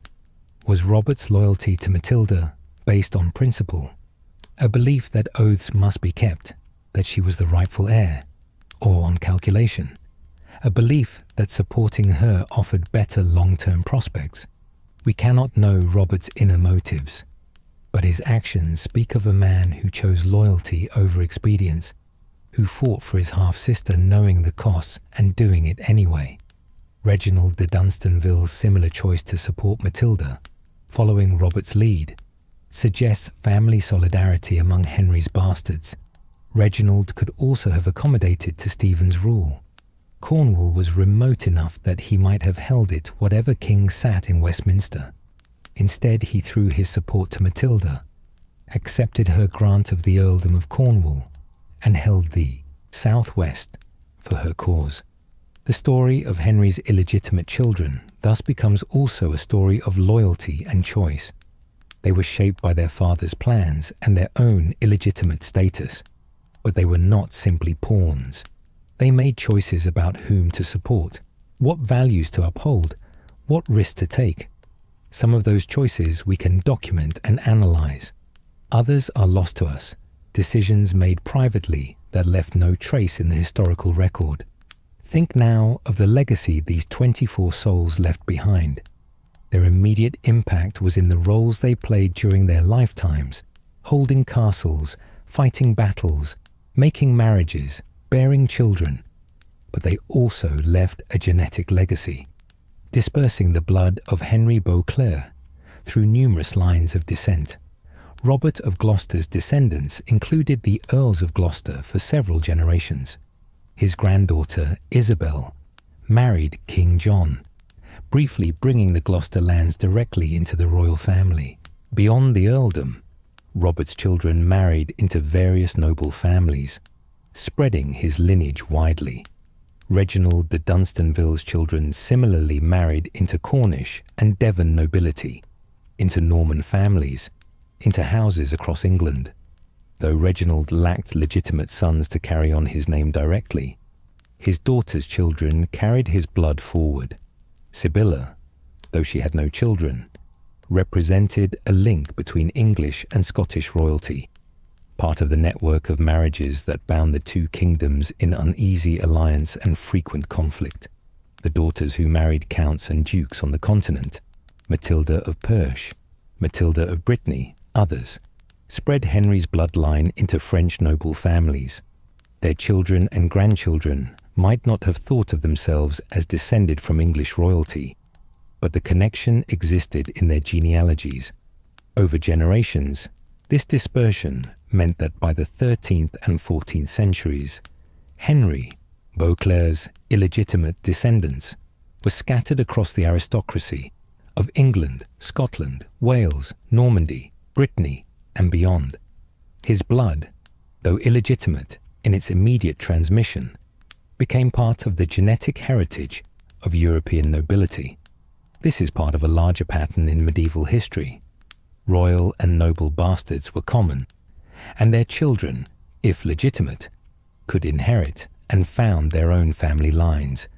Over time, this meant that royal blood permeated the aristocracy.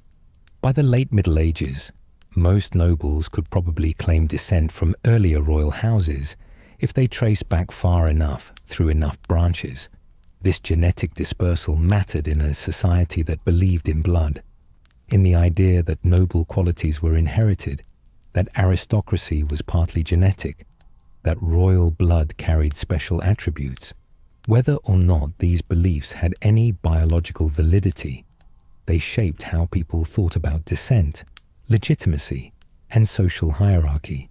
But beyond genetics, Henry's illegitimate children left a legacy in the historical record. They demonstrate how medieval society handled illegitimacy. They show the uses a king could make of his bastards. They reveal the network of family, loyalty, and politics that characterized the Anglo-Norman realm. They played roles in one of medieval England's major conflicts. They lived lives that ranged from famous to obscure, from powerful to modest, but that collectively tell us much about their era. As you slip deeper into sleep, let these stories blend together. Let Robert and Reginald become shadows moving through castle halls. Let Sybilla pray in her Scottish priory, her voice joining the chanting of monks. Let William Adelin's boat turn back one more time, but this time imagine the rescue succeeding, the boat staying upright, the future unfolding differently. Let the anarchy end gently in your imagination. Swords lowered, castles yielding peacefully, Stephen and Matilda reconciled without more bloodshed. Let Reading Abbey rise stone by stone in your mind's eye, walls growing higher, roof beams lifting, bells being raised into the tower to call monks to prayer. Let the cold waters of the Channel grow warm and still, the November night become a summer day, the rock that sank the white ship sink deeper out of harm's way. Let all the drowned rise up whole and dry, laughing at the dream of disaster, sailing safe to England's shore. Let Henry smile again, his grief eased, his son restored, his plans secure. Let all his children, legitimate and illegitimate, gather in one great hall for one impossible feast, united despite the barriers of legitimacy and the distances of their scattered holdings. Let them know peace together, just for this moment of imagination before sleep. Let the chronicle end here for now, with Henry and his 24 illegitimate children, frozen in time before tragedy struck, before war tore the realm apart, before death claimed them one by one. Hold them here in this quiet moment, all their potential still ahead, all their stories yet to unfold, all their choices yet to be made. And know that beyond this moment of imagination, history continued. The real story played out with all its tragedy and triumph, its waste and wonder, its failures and achievements.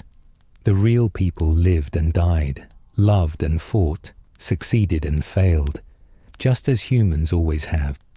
Their medieval world is gone now, but their stories remain, preserved in chronicles and charters, studied by historians, told in documentaries like this one, to carry modern listeners gently into sleep. They were real people once, these royal bastards, as real as you or I, facing their own challenges, making their own choices, living their one life as best they could manage. Good night, Robert of Gloucester, forever faithful. Good night, Reginald of Cornwall, stalwart holder of the southwest. Good night, Sybilla, Queen of Scots, pious and childless.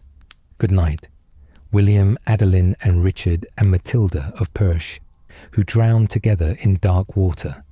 Good night to all of Henry's children, known and unknown, famous and forgotten, powerful and obscure. Good night to Henry himself, the scholarly king who held his realm together through force and cunning, who fathered children without regard for marriage vows, who planned so carefully and saw those plans destroyed by chance and circumstance. Good night to the Anglo-Norman world of the 12th century, that violent, pious, contradictory era that gave us Gothic cathedrals and brutal warfare, illuminated manuscripts and dark dungeons, chivalric ideals and harsh realities. Sleep now, dear listener.